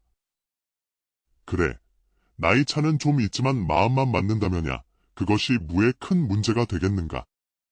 3 사람은 서로 인사들 나누시게. 3 사람은 불만이 가득한 얼굴로 서로 눈치만 볼 뿐 누구 하나 선뜻 나서지 않았습니다. 원님, 저는 포기하겠습니다. 저도 포기할래요. 못들 하는 게냐? 왜 말 한마디 섞어보지도 않고 포기한다는 것이야? 저도 눈이 있습니다. 저런 여자는 제 취향이 아닙니다. 저도 마찬가지입니다. 저도 저런 아저씨들은 딱 질색이거든요. 누군 보는 눈도 없는 줄 아십니까? 뭔니라? 아니, 어린 것이 어른을 몰라보고 어디서 막말이냐? 순식간에 관아 마당은 시끄러운 시장 바닥처럼 변해버렸습니다. 아이고, 두야. 이 아전. 중매고 뭐고 다 집어치워라. 집어치워. 바로 그 순간 포졸 하나가 관아로 헐레벌떡 뛰어들어오며 다급하게 외쳤습니다. 원님. 큰일 났습니다. 큰일 났어요. 큰일. 또 뭐냐? 또 무슨 일이 났기에 이리 호들갑이냐? 그것이 청룡사의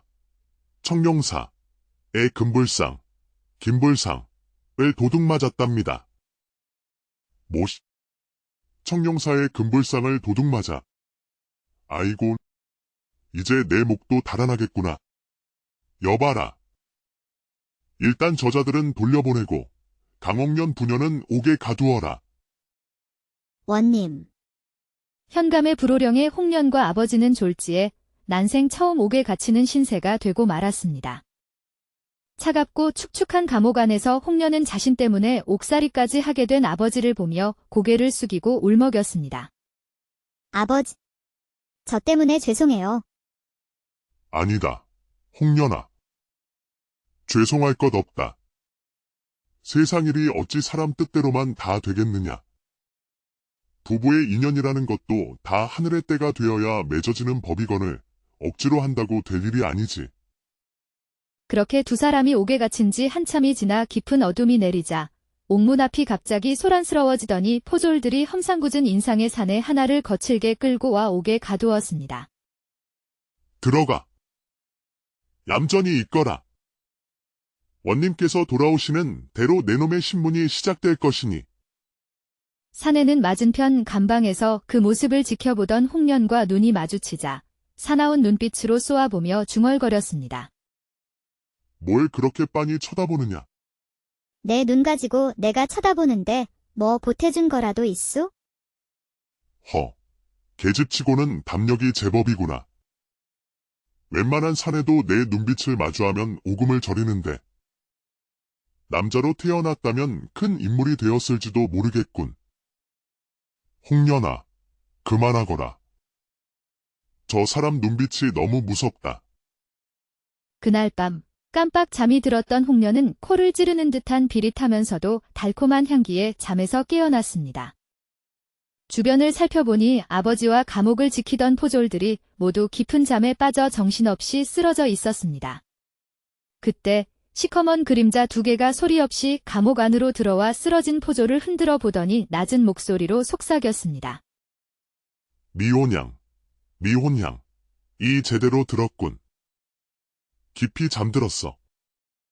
두 복면이는 포졸의 품을 뒤져 옥 열쇠를 찾아내더니 맞은편 옥에 갇혀있던 험상궂은 산의 흑표의 옥문을 열었습니다. 그들은 사내를 부축하여 들쳐 업고 나가려다 문득 홍련 부녀가 갇힌 감방 쪽을 쳐다보았습니다. 형님, 저자들은 어찌할까요? 시간이 없다. 어서 큰형님을 모시고 이곳을 벗어나는 것이 우선이다. 예, 알겠습니다. 그들이 쏜살같이 어둠 속으로 사라지고 난 뒤 홍련은 아버지를 흔들어 깨워보려 했지만 아무리 소리쳐도 두 사람은 미동조차 하지 않았습니다. 아버지. 정신 좀 차려보세요. 아버지. 다음 날 새벽 교대하러 들어온 포졸들에 의해 사내가 탈옥한 사실이 발견되었고 관아는 발칵 뒤집혔습니다. 보통 대담한 놈들이 아닙니다. 야밤을 틈타 감옥에 침입하여 죄수를 빼내가다니. 보초를 서던 포졸들은 아직도 정신을 차리지 못하고 있습니다. 필시 약을 쓴 것이 분명합니다. 약이라니 어떤 약 말이냐? 정확히는 모르겠으나 아무래도 향이나 가루 형태의 미온향을 바람에 실어 뿌린 듯합니다. 감옥 안에 있던 죄수 강서방 역시 아직 깨어나지 못하고 있습니다. 뭐라? 강서방도? 허면 그의 딸은 어찌 되었느냐? 헌데 이상하게도 그 딸 강옥녀는 멀쩡하다고 합니다. 어찌 그럴 수가 있단 말이냐? 강옥년을 즉시 내 앞에 데려오너라. 현감 앞에 불려온 홍련은 지난밤 자신이 보고 들었던 일을 자세히 이야기했습니다. 다른 이들은 모두 정신을 잃었는데 너는 어찌하여 그 독한 미온향에도 멀쩡할 수 있었단 말이냐? 그것까지는 저도 잘 모르겠습니다. 다만 어릴 적 뱀에 물린 후로 몸이 좀 남달라진 것 같기는 합니다. 혹시 도망친 자들의 얼굴은 보았느냐? 너무 어두워 얼굴은 제대로 보지 못했습니다만 목소리는 똑똑히 들었습니다. 다시 들으면 혹 알 수 있을지도 모르겠습니다. 그래. 그렇다면 너도 이 수사에 힘을 보태야겠다. 현감은 홍련을 포졸들과 함께 범인 수색에 참여시켰습니다. 관아에서는 고을로 통하는 길목을 모두 차단하고 온 마을을 샅샅이 뒤졌지만 며칠이 지나도록 범인들의 행방은 묘연했습니다. 도대체 하늘로 솟았는가? 땅으로 꺼졌는가? 이 정도로 뒤졌으면 쥐새끼 한 마리라도 나올 법한데 어찌 이리 그림자 하나 찾을 수 없단 말이냐? 그러게 말일세. 내 포졸 생활 10년 동안 이렇게 귀신같이 사라진 놈들은 또 처음 보네. 포졸들의 푸념을 듣던 홍련은 문득 한 가지 생각이 머릿속을 스쳐 지나갔습니다. 아직 확인하지 못한 곳이 한 군데 있습니다. 뭐? 그곳이 어디인데? 청룡사입니다. 청룡사라고? 에이, 설마 제 발로 호랑이 굴에 다시 들어갔을 리가 있겠느냐? 지들이 도둑질한 곳에 돌아올 담 큰 놈들이 어디 있겠어? 아닙니다. 충분히 그러고도 남을 놈들입니다. 어젯밤과나 감옥까지 대담하게 침입하여 동료를 빼내간 것을 보지 않으셨습니까? 이 자들은 보통 배짱을 가진 도둑들이 아닙니다. 가장 안전하다고 생각하는 곳이 오히려 가장 위험한 법이지요. 홍련의 설득에 포졸들은 마지못해 그녀를 따라 청룡사로 향했습니다. 해 진력, 청룡사 경내로 들어서자 절간은 이상하리만치 고요했습니다. 뭐야? 왜 이렇게 사람이 하나도 없어? 요새 금불상 도난 사건 때문에 분위기가 흉흉해서 다들 몸을 사리는 거겠지요. 우리가 도둑 잡는다고 온 마을을 들쑤시고 다닌 탓도 있을 테고. 그때 안쪽에서 승려 한 명이 나타나 그들에게 다가와 합장하며 인사했습니다. 나무아미타불. 심포 나리들께서 어인일로 누추한 절간까지 방문하셨습니까? 별일 아니요. 잠시 둘러볼 곳이 있어서 그러니 스님께서는 신경 쓰지 마시고 하시던 일이나 계속 보시오. 그러시군요. 그럼 천천히 살피다 가시지요. 승려는 인자한 미소를 지어 보이며 돌아섰지만 홍련은 사라지는 그의 뒷모습을 쳐다보며 어딘가 미심쩍은 표정을 지었습니다. 세 사람은 경내를 꼼꼼히 살피며 절간 안으로 들어가 보았지만 별다른 흔적을 찾을 수 없었습니다. 절 뒤편으로 돌아가 주변을 둘러보던 포졸 하나가 결국 낙담한 표정으로 말했습니다. 홍련아, 그만하고 관하로 돌아가자. 도둑들이 아무리 대담하다고 해도 설마 여기까지 다시 오지는 않은 것 같다. 잠깐만요. 홍련이 갑자기 걸음을 멈추고 코를 벌름거리며 킁킁대기 시작했습니다. 왜 그러느냐? 또 무슨 일이냐? 냄새가 나요. 냄새? 뭔 냄새? 아무 냄새도 안 나는구먼? 고기 냄새. 어디선가 고기 굽는 냄새가 진하게 나요. 홍련은 코를 따라 홀린 듯 어디론가 급히 발걸음을 옮겼고 두 포졸은 어이없다는 표정을 지으면서도 그녀의 뒤를 바짝 뒤쫓아갔습니다. 여기에요. 홍련이 가리킨 곳은 절 뒤편 후미진 곳에 재를 뒤집어 쓴 돌무더기였습니다. 포졸들이 나뭇가지로 재를 해치자 그 안에서 시커멓게 탄 짐승의 뼈들이 무더기로 드러났습니다. 이것이 무엇이냐? 누가 신성한 절간에서 고기를 구워 먹었단 말이냐? 그것도 남은 뼈를 보니 좋기 돼지 한 마리는 통째로 구워 먹은 듯합니다. 필시 여러 놈이 함께 먹었을 겁니다.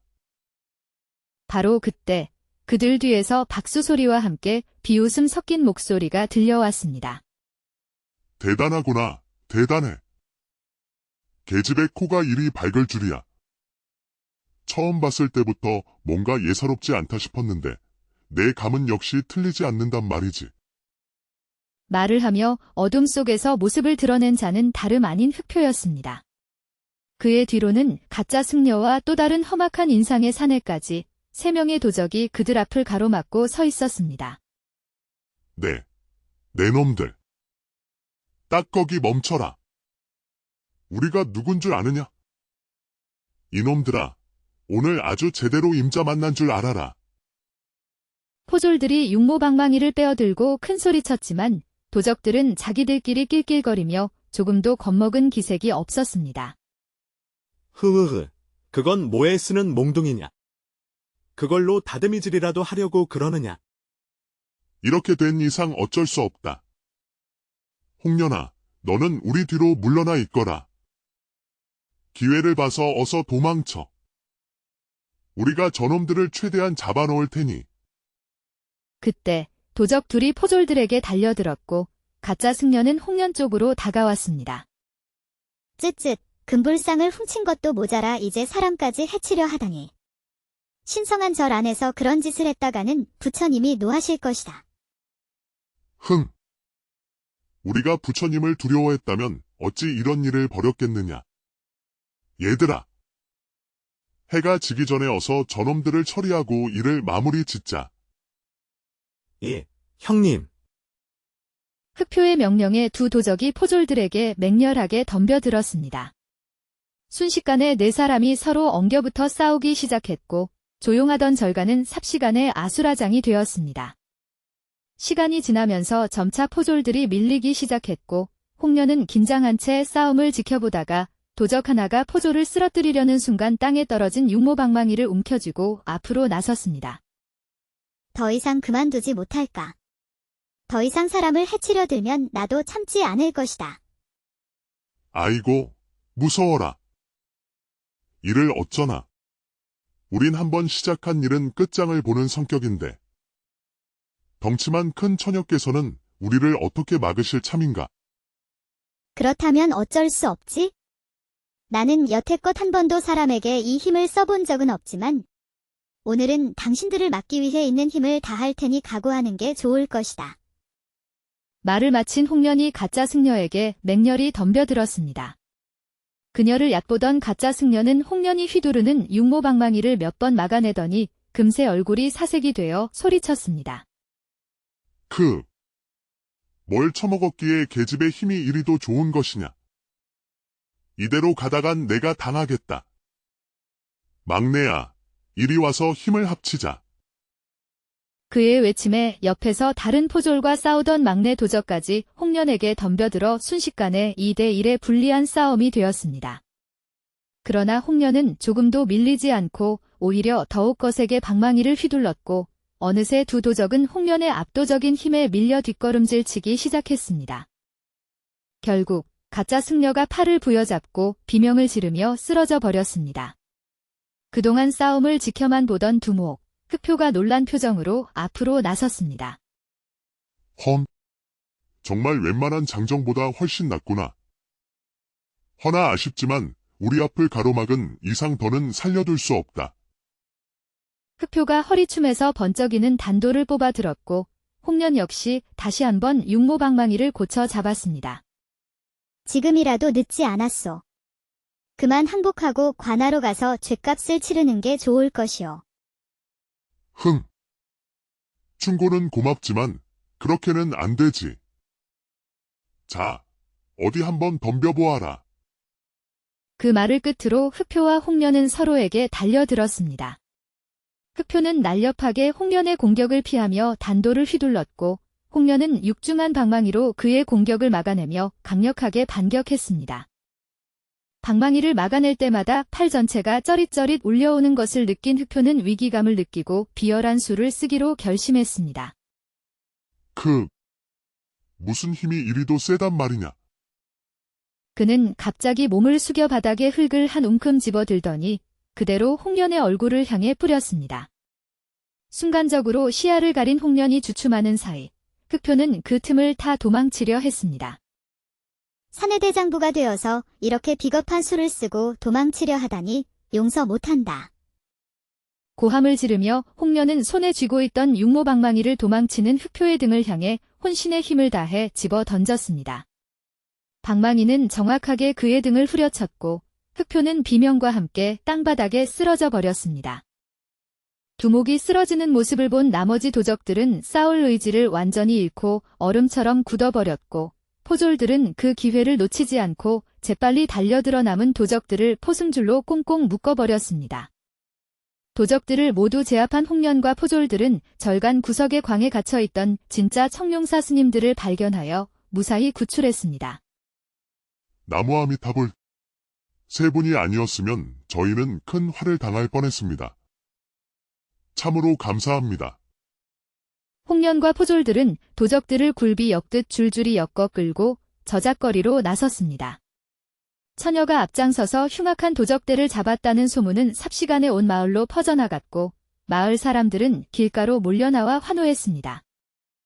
소식을 미리 전해들은 김진명 현감과 관아의 관리들도 관아 문 앞까지 마중 나와 그들을 맞이했습니다.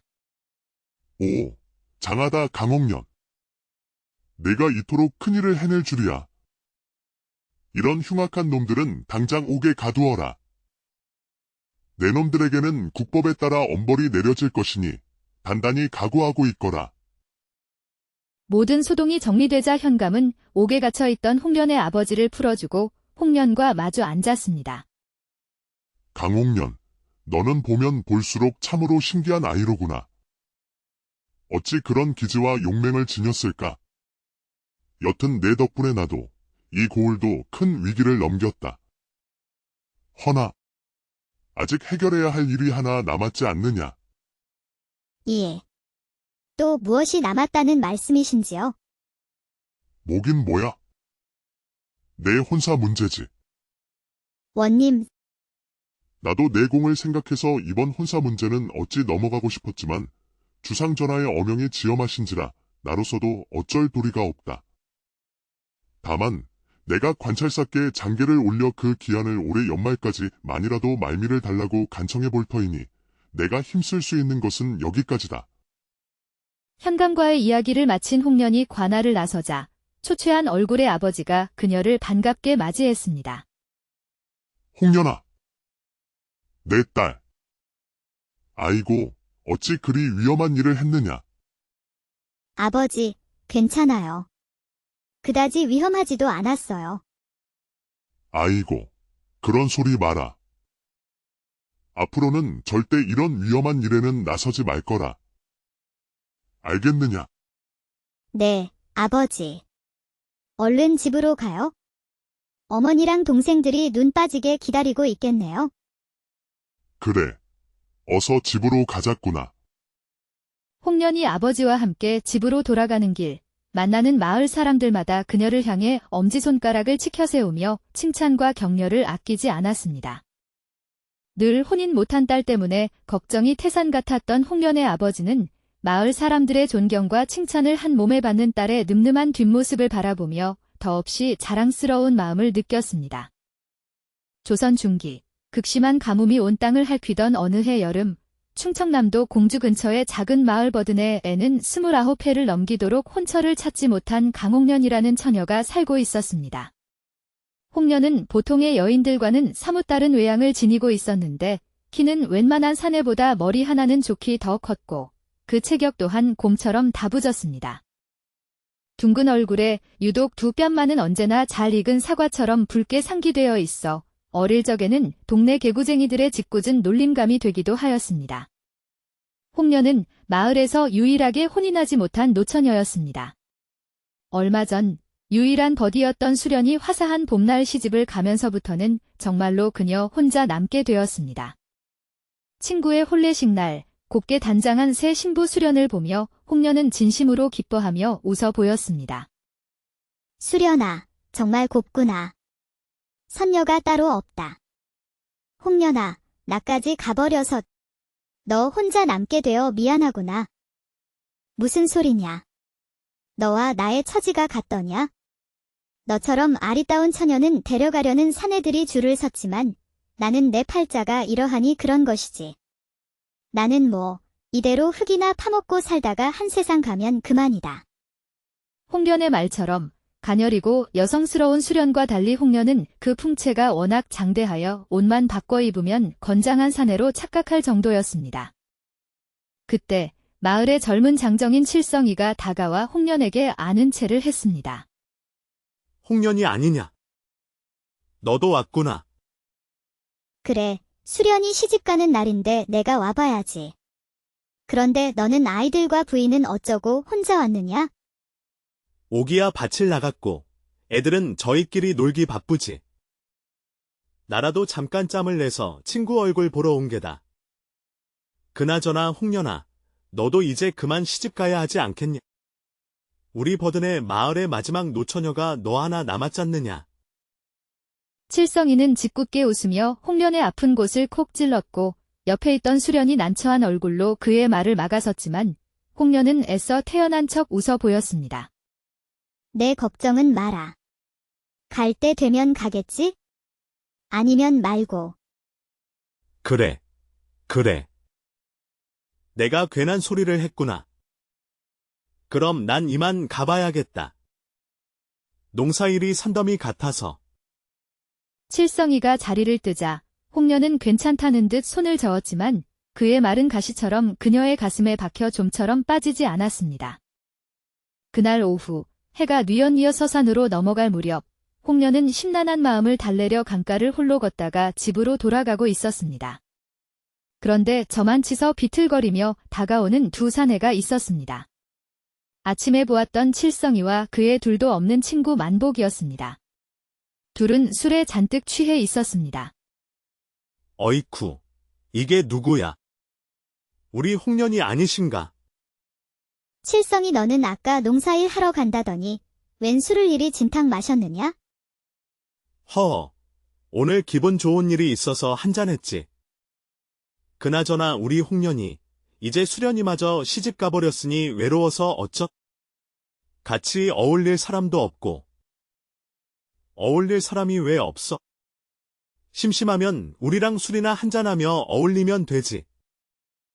홍련은 두 사람에게서 풍기는 지독한 술 냄새 속에서 무언가 다른 향기를 맡고는 미간을 찌푸렸습니다. 그녀는 갑자기 코를 킁킁거리며 그들에게 가까이 다가갔습니다. 근데 이게 무슨 냄새지? 뭐야? 걔도 아닌데 왜 남의 몸 냄새를 맡고 그래? 가만히 있어봐. 너희들 딱 걸렸어. 이 냄새. 너희들 저작거리 기방월양로에 다녀왔지? 무슨 소리야? 기방이라니. 큰일 날 소리 하고 있네? 사람 잡네? 누가 기방을 갔다고 그래? 이건 값비싼 사향 냄새와 분 냄새다. 이렇게 진하고 비싼 향을 쓰는 여인네 중에 너희 같은 농사꾼들과 어울려 술을 마셔줄 사람은 월양로의 소월이라는 기생밖에 없을 터. 소월이. 두 사람은 얼굴빛이 싹 바뀌더니 비굴한 표정을 지으며 홍련의 옷자락을 붙잡고 매달렸습니다. 홍련아, 제발. 그냥 정말 잠깐 들렀다가 나왔어. 정말이야. 맞아. 우리 같은 놈들이 무슨 돈이 있어서 기방에서 술을 마시겠냐. 그냥 문턱만 밟고 나왔다니까. 잠깐이고 뭐고 너희 마누라들은 가뭄에 논일, 다칠에 남의 집 삭바느질까지 해가며 먹고 살겠다고 정신없이 일하는데 너희는 그 시간에 흥청망청 기생과 술을 마셔? 정신이 외출했구나. 정신줄 단단히 붙들고 살아라. 그래. 내 말대로 앞으로 정신줄 단디 붙잡고 살 테니 제발 오늘 일은 아무에게도 말하지 말아다오. 앞으로 너희들 하는 것 봐서 내 입이 움직일 것이니 똑바로들 처신해라. 아이고, 고맙다 홍련아. 명심하마. 두 사람은 혼비백산하여 집으로 도망치듯 사라졌고 홍련은 씁쓸한 웃음을 지으며 다시 집으로 발걸음을 옮겼습니다. 이렇듯 홍련의 후각이 유난히 발달한 데에는 남다른 사연이 있었습니다. 그녀가 10살 무렵 어린 여동생과 함께 뒷산에 올라 놀다가 깊은 구덩이 속 뱀굴로 떨어지고 말았습니다. 홍련은 동생을 먼저 구덩이 위로 밀어 올렸지만 자신은 미처 빠져나오지 못하고 뱀떼에게 온몸을 물려 정신을 잃고 쓰러졌습니다. 의원은 하루를 넘기기 힘들 것이라 했지만 홍련은 닷새째 되던 날 검은 설사와 토사물을 쏟아낸 뒤 거짓말처럼 회복하기 시작했습니다. 그 후 홍련의 체질은 완전히 변하여 양볼은 늘 붉게 물들었지만 키와 덩치가 장정보다 커지고 후각과 청각이 비상하게 발달하게 되었습니다. 상념에 잠겨 집으로 향하던 홍련은 집 근처에서 소란스러운 소리를 들었습니다. 그녀의 집에서 아버지와 관아 포졸들을 포함한 무리가 나오고 있었습니다. 홍련아. 마침 잘 만났구나. 너도 따라오너라. 원님께서 너도 부르시니 관아로 같이 가자. 관아요. 제가 관아는 왜 갑니까? 글쎄, 가보면 알 것이다. 너와 내 아비를 함께 잡아오라 명하셨으니 군말 말고 따라오너라. 아버지, 혹 무슨 사고라도 치셨어요? 아니다. 내가 뭔 사고를 쳤겠느냐. 홍련은 영문을 알 수 없었지만 포졸들의 손에 이끌려 아버지와 함께 관아로 향할 수밖에 없었습니다. 관아 마당에 들어서자 아전이 김진명 현감을 불렀고 현감은 잔뜩 거드름을 피우며 나와 자리에 앉았습니다. 어음. 거기 강홍련이라 하였느냐. 예, 나으리. 내 올해 나이가 몇이더냐. 제 나이는 갑자기 왜 물으시는지요? 이런. 어느 안전이라고 원님께 말댔구냐. 어서 대답해 드려라. 29입니다. 29. 그 나이가 되도록 무엇했기에 시집도 못 가고 있느냔 말이다. 이 버든의 고을에 남은 원녀는 이제 너 하나뿐이거늘. 이것은 모두 너와 내 애비의 잘못이다. 원님. 어찌 시집 못 간 것이 죄가 된단 말입니까? 홍련아, 참거라. 그냥 원님 묻는 말에 고분고분 대답하려무나.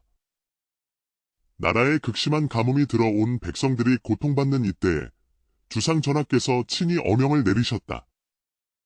온 나라에 혼인하지 못한 광부와 원녀의 이 서려 음양의 조화가 어지러워졌으니 하늘조차 노하여 비를 내리지 않는 것이라. 하여 전국에 있는 모든 광부와 원녀들을 속히 혼인시켜 그 한을 풀고 음양의 조화를 바로잡으라는 어명이다. 현감의 입에서 나온 말에 홍련뿐 아니라 그 자리에 있던 모든 사람들이 아연실색했습니다. 따라서 우리 고을의 유일한 원녀인 내가 속히 혼인을 하지 않는다면 너와 내 아비에게 각각 곤장 50대씩을 내릴 것이다. 혼인을 하든가 곤장 50대를 맞든가 양당 간의 결정을 내리거라. 아무리 나라님의 명이라지만 어찌 이리 갑자기 혼인을 하란 말씀이십니까? 제가 누구와 혼인을 한단 말입니까? 말을 끝까지 들어보거라. 그리하여 오늘 옆고을에서 혼처를 찾지 못한 광부 2명을 불렀으니 오늘 이 자리에서 선을 보도록 하라. 현감의 말에 홍련은 절망과 분노로, 아버지는 혹시나 하는 기대감에 얼굴 표정이 엇갈렸습니다. 내 관직 생활 30년 동안 중매를 서기는 또 처음이다. 너, 강옥년. 오늘 내 짝을 찾는 것이 너에게도 좋을 것이다. 원님, 마침 저기 오십니다요. 나이가 들어 보이는 장정 2명이 쭈뼛거리며 들어섰습니다. 그들은 마당에 서 있던 홍련과 눈이 마주치자마자 인상을 팍 찡그리며 한숨을 내쉬었습니다. 그래, 먼 길 오느라 고생들 하였네. 2 사람은 나이가 어찌 되는가? 예, 저는 올해로 40입니다. 저는 35이옵니다. 그래, 나이 차는 좀 있지만 마음만 맞는다면야 그것이 무에 큰 문제가 되겠는가? 3 사람은 서로 인사들 나누시게. 3 사람은 불만이 가득한 얼굴로 서로 눈치만 볼 뿐 누구 하나 선뜻 나서지 않았습니다. 원님, 저는 포기하겠습니다. 저도 포기할래요. 못들 하는 게냐? 왜 말 한마디 섞어보지도 않고 포기한다는 것이야? 저도 눈이 있습니다. 저런 여자는 제 취향이 아닙니다. 저도 마찬가지입니다. 저도 저런 아저씨들은 딱 질색이거든요. 누군 보는 눈도 없는 줄 아십니까? 뭔니라? 아니, 어린 것이 어른을 몰라보고 어디서 막말이냐? 순식간에 관아 마당은 시끄러운 시장 바닥처럼 변해버렸습니다. 아이고, 두야. 이 아전. 중매고 뭐고 다 집어치워라. 집어치워. 바로 그 순간 포졸 하나가 관아로 헐레벌떡 뛰어들어오며 다급하게 외쳤습니다. 원님. 큰일 났습니다. 큰일 났어요. 큰일. 또 뭐냐? 또 무슨 일이 났기에 이리 호들갑이냐? 그것이 청룡사의 김불상을 도둑맞았답니다. 뭐시? 청룡사의 금불상을 도둑맞아.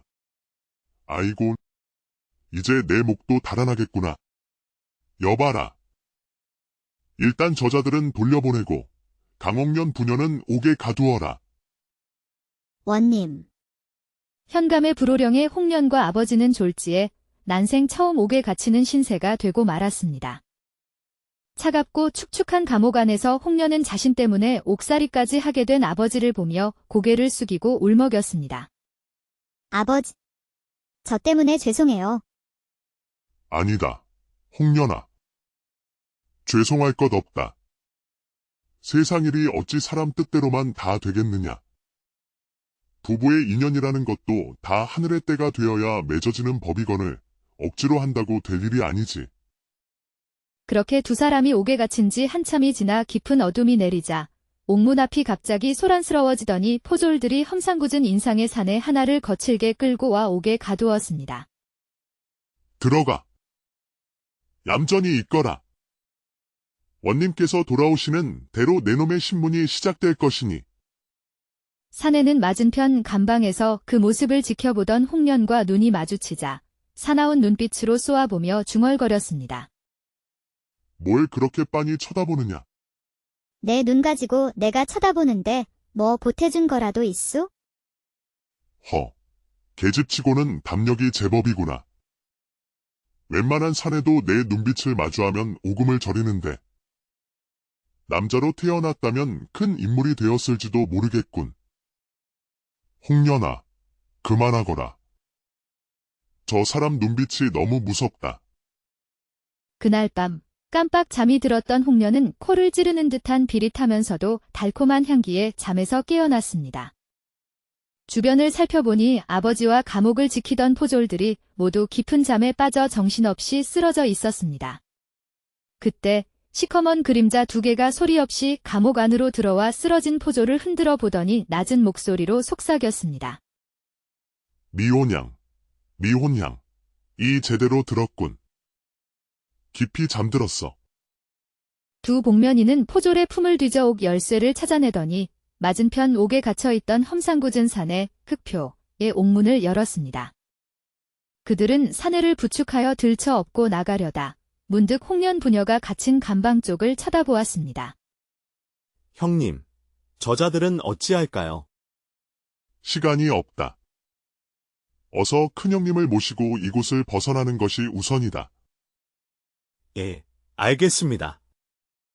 그들이 쏜살같이 어둠 속으로 사라지고 난 뒤 홍련은 아버지를 흔들어 깨워보려 했지만 아무리 소리쳐도 두 사람은 미동조차 하지 않았습니다.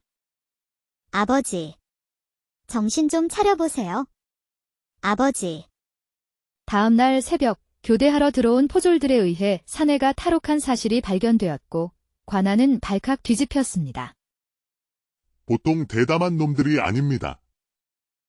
야밤을 틈타 감옥에 침입하여 죄수를 빼내가다니. 보초를 서던 포졸들은 아직도 정신을 차리지 못하고 있습니다. 필시 약을 쓴 것이 분명합니다. 약이라니 어떤 약 말이냐? 정확히는 모르겠으나 아무래도 향이나 가루 형태의 미온향을 바람에 실어 뿌린 듯합니다. 감옥 안에 있던 죄수 강서방 역시 아직 깨어나지 못하고 있습니다. 뭐라? 강서방도? 허면 그의 딸은 어찌 되었느냐? 헌데 이상하게도 그 딸 강옥녀는 멀쩡하다고 합니다. 어찌 그럴 수가 있단 말이냐? 강옥년을 즉시 내 앞에 데려오너라. 현감 앞에 불려온 홍련은 지난밤 자신이 보고 들었던 일을 자세히 이야기했습니다. 다른 이들은 모두 정신을 잃었는데 너는 어찌하여 그 독한 미온향에도 멀쩡할 수 있었단 말이냐? 그것까지는 저도 잘 모르겠습니다. 다만 어릴 적 뱀에 물린 후로 몸이 좀 남달라진 것 같기는 합니다. 혹시 도망친 자들의 얼굴은 보았느냐? 너무 어두워 얼굴은 제대로 보지 못했습니다만 목소리는 똑똑히 들었습니다. 다시 들으면 혹 알 수 있을지도 모르겠습니다. 그래. 그렇다면 너도 이 수사에 힘을 보태야겠다. 현감은 홍련을 포졸들과 함께 범인 수색에 참여시켰습니다. 관아에서는 고을로 통하는 길목을 모두 차단하고 온 마을을 샅샅이 뒤졌지만 며칠이 지나도록 범인들의 행방은 묘연했습니다. 도대체 하늘로 솟았는가? 땅으로 꺼졌는가? 이 정도로 뒤졌으면 쥐새끼 한 마리라도 나올 법한데 어찌 이리 그림자 하나 찾을 수 없단 말이냐? 그러게 말일세. 내 포졸 생활 10년 동안 이렇게 귀신같이 사라진 놈들은 또 처음 보네. 포졸들의 푸념을 듣던 홍련은 문득 한 가지 생각이 머릿속을 스쳐 지나갔습니다. 아직 확인하지 못한 곳이 한 군데 있습니다. 뭐? 그곳이 어디인데? 청룡사입니다. 청룡사라고. 에이, 설마 제 발로 호랑이 굴에 다시 들어갔을 리가 있겠느냐? 지들이 도둑질한 곳에 돌아올 담 큰 놈들이 어디 있겠어. 아닙니다. 충분히 그러고도 남을 놈들입니다. 어젯밤과나 감옥까지 대담하게 침입하여 동료를 빼내간 것을 보지 않으셨습니까? 이 자들은 보통 배짱을 가진 도둑들이 아닙니다. 가장 안전하다고 생각하는 곳이 오히려 가장 위험한 법이지요. 홍련의 설득에 포졸들은 마지못해 그녀를 따라 청룡사로 향했습니다. 해 진력, 청룡사 경내로 들어서자 절간은 이상하리만치 고요했습니다. 뭐야? 왜 이렇게 사람이 하나도 없어? 요새 금불상 도난 사건 때문에 분위기가 흉흉해서 다들 몸을 사리는 거겠지요. 우리가 도둑 잡는다고 온 마을을 들쑤시고 다닌 탓도 있을 테고. 그때 안쪽에서 승려 한 명이 나타나 그들에게 다가와 합장하며 인사했습니다. 나무아미타불. 심포 나리들께서 어인일로 누추한 절간까지 방문하셨습니까? 별일 아니요. 잠시 둘러볼 곳이 있어서 그러니 스님께서는 신경 쓰지 마시고 하시던 일이나 계속 보시오. 그러시군요. 그럼 천천히 살피다 가시지요. 승려는 인자한 미소를 지어 보이며 돌아섰지만 홍련은 사라지는 그의 뒷모습을 쳐다보며 어딘가 미심쩍은 표정을 지었습니다. 세 사람은 경내를 꼼꼼히 살피며 절간 안으로 들어가 보았지만 별다른 흔적을 찾을 수 없었습니다. 절 뒤편으로 돌아가 주변을 둘러보던 포졸 하나가 결국 낙담한 표정으로 말했습니다. 홍련아, 그만하고 관하로 돌아가자. 도둑들이 아무리 대담하다고 해도 설마 여기까지 다시 오지는 않은 것 같다. 잠깐만요. 홍련이 갑자기 걸음을 멈추고 코를 벌름거리며 킁킁대기 시작했습니다. 왜 그러느냐? 또 무슨 일이냐? 냄새가 나요. 냄새? 뭔 냄새? 아무 냄새도 안 나는구먼? 고기 냄새. 어디선가 고기 굽는 냄새가 진하게 나요. 홍련은 코를 따라 홀린 듯 어디론가 급히 발걸음을 옮겼고 두 포졸은 어이없다는 표정을 지으면서도 그녀의 뒤를 바짝 뒤쫓아갔습니다. 여기에요.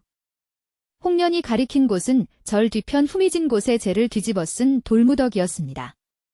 포졸들이 나뭇가지로 재를 헤치자 그 안에서 시커멓게 탄 짐승의 뼈들이 무더기로 드러났습니다. 이것이 무엇이냐? 누가 신성한 절간에서 고기를 구워 먹었단 말이냐? 그것도 남은 뼈를 보니 좋기 돼지 한 마리는 통째로 구워 먹은 듯합니다. 필시 여러 놈이 함께 먹었을 겁니다. 바로 그때 그들 뒤에서 박수 소리와 함께 비웃음 섞인 목소리가 들려왔습니다. 대단하구나, 대단해. 계집의 코가 이리 밝을 줄이야. 처음 봤을 때부터 뭔가 예사롭지 않다 싶었는데 내 감은 역시 틀리지 않는단 말이지. 말을 하며 어둠 속에서 모습을 드러낸 자는 다름 아닌 흑표였습니다. 그의 뒤로는 가짜 승려와 또 다른 험악한 인상의 사내까지 3명의 도적이 그들 앞을 가로막고 서 있었습니다. 네 놈들. 딱 거기 멈춰라. 우리가 누군 줄 아느냐?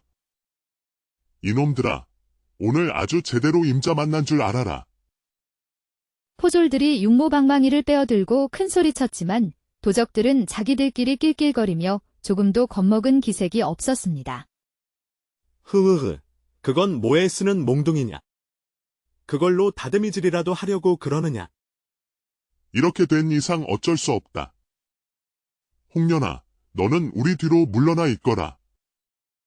기회를 봐서 어서 도망쳐. 우리가 저놈들을 최대한 잡아놓을 테니. 그때 도적 둘이 포졸들에게 달려들었고 가짜 승려는 홍련 쪽으로 다가왔습니다. 쯧쯧, 금불상을 훔친 것도 모자라 이제 사람까지 해치려 하다니. 신성한 절 안에서 그런 짓을 했다가는 부처님이 노하실 것이다. 흥. 우리가 부처님을 두려워했다면 어찌 이런 일을 벌였겠느냐. 얘들아. 해가 지기 전에 어서 저놈들을 처리하고 일을 마무리 짓자. 예, 형님. 흑표의 명령에 두 도적이 포졸들에게 맹렬하게 덤벼들었습니다. 순식간에 네 사람이 서로 엉겨붙어 싸우기 시작했고 조용하던 절간은 삽시간에 아수라장이 되었습니다. 시간이 지나면서 점차 포졸들이 밀리기 시작했고 홍련은 긴장한 채 싸움을 지켜보다가 도적 하나가 포졸을 쓰러뜨리려는 순간 땅에 떨어진 육모방망이를 움켜쥐고 앞으로 나섰습니다. 더 이상 그만두지 못할까? 더 이상 사람을 해치려 들면 나도 참지 않을 것이다. 아이고, 무서워라. 이를 어쩌나. 우린 한번 시작한 일은 끝장을 보는 성격인데. 덩치만 큰 처녀께서는 우리를 어떻게 막으실 참인가? 그렇다면 어쩔 수 없지? 나는 여태껏 한 번도 사람에게 이 힘을 써본 적은 없지만 오늘은 당신들을 막기 위해 있는 힘을 다할 테니 각오하는 게 좋을 것이다. 말을 마친 홍련이 가짜 승려에게 맹렬히 덤벼들었습니다. 그녀를 얕보던 가짜 승려는 홍련이 휘두르는 육모방망이를 몇 번 막아내더니 금세 얼굴이 사색이 되어 소리쳤습니다. 뭘 처먹었기에 계집의 힘이 이리도 좋은 것이냐. 이대로 가다간 내가 당하겠다. 막내야, 이리 와서 힘을 합치자. 그의 외침에 옆에서 다른 포졸과 싸우던 막내 도적까지 홍련에게 덤벼들어 순식간에 2대1의 불리한 싸움이 되었습니다. 그러나 홍련은 조금도 밀리지 않고 오히려 더욱 거세게 방망이를 휘둘렀고 어느새 두 도적은 홍련의 압도적인 힘에 밀려 뒷걸음질치기 시작했습니다. 결국 가짜 승려가 팔을 부여잡고 비명을 지르며 쓰러져 버렸습니다. 그동안 싸움을 지켜만 보던 두목, 흑표가 놀란 표정으로 앞으로 나섰습니다. 험, 정말 웬만한 장정보다 훨씬 낫구나. 허나 아쉽지만 우리 앞을 가로막은 이상 더는 살려둘 수 없다. 흑표가 허리춤에서 번쩍이는 단도를 뽑아 들었고 홍련 역시 다시 한번 육모방망이를 고쳐 잡았습니다. 지금이라도 늦지 않았소. 그만 항복하고 관하로 가서 죗값을 치르는 게 좋을 것이오. 충고는 고맙지만 그렇게는 안 되지. 자, 어디 한번 덤벼보아라. 그 말을 끝으로 흑표와 홍련은 서로에게 달려들었습니다. 흑표는 날렵하게 홍련의 공격을 피하며 단도를 휘둘렀고 홍련은 육중한 방망이로 그의 공격을 막아내며 강력하게 반격했습니다. 방망이를 막아낼 때마다 팔 전체가 쩌릿쩌릿 울려오는 것을 느낀 흑표는 위기감을 느끼고 비열한 수를 쓰기로 결심했습니다. 무슨 힘이 이리도 세단 말이냐. 그는 갑자기 몸을 숙여 바닥에 흙을 한 움큼 집어들더니 그대로 홍련의 얼굴을 향해 뿌렸습니다. 순간적으로 시야를 가린 홍련이 주춤하는 사이 흑표는 그 틈을 타 도망치려 했습니다. 사내대장부가 되어서 이렇게 비겁한 수를 쓰고 도망치려 하다니 용서 못한다. 고함을 지르며 홍련은 손에 쥐고 있던 육모방망이를 도망치는 흑표의 등을 향해 혼신의 힘을 다해 집어 던졌습니다. 방망이는 정확하게 그의 등을 후려쳤고 흑표는 비명과 함께 땅바닥에 쓰러져 버렸습니다. 두목이 쓰러지는 모습을 본 나머지 도적들은 싸울 의지를 완전히 잃고 얼음처럼 굳어버렸고 포졸들은 그 기회를 놓치지 않고 재빨리 달려들어 남은 도적들을 포승줄로 꽁꽁 묶어버렸습니다. 도적들을 모두 제압한 홍련과 포졸들은 절간 구석의 광에 갇혀있던 진짜 청룡사 스님들을 발견하여 무사히 구출했습니다. 나무아미타불. 세 분이 아니었으면 저희는 큰 화를 당할 뻔했습니다. 참으로 감사합니다. 홍련과 포졸들은 도적들을 굴비 엮듯 줄줄이 엮어 끌고 저작거리로 나섰습니다. 처녀가 앞장서서 흉악한 도적대를 잡았다는 소문은 삽시간에 온 마을로 퍼져나갔고 마을 사람들은 길가로 몰려나와 환호했습니다. 소식을 미리 전해 들은 김진명 현감과 관아의 관리들도 관아 문 앞까지 마중 나와 그들을 맞이했습니다. 오, 장하다 강홍련. 내가 이토록 큰일을 해낼 줄이야. 이런 흉악한 놈들은 당장 옥에 가두어라. 내 놈들에게는 국법에 따라 엄벌이 내려질 것이니 단단히 각오하고 있거라. 모든 소동이 정리되자 현감은 옥에 갇혀있던 홍련의 아버지를 풀어주고 홍련과 마주 앉았습니다. 강옥년, 너는 보면 볼수록 참으로 신기한 아이로구나. 어찌 그런 기지와 용맹을 지녔을까? 여튼 내 덕분에 나도 이 고을도 큰 위기를 넘겼다. 허나, 아직 해결해야 할 일이 하나 남았지 않느냐? 예. 또 무엇이 남았다는 말씀이신지요? 뭐긴 뭐야? 내 혼사 문제지. 원님,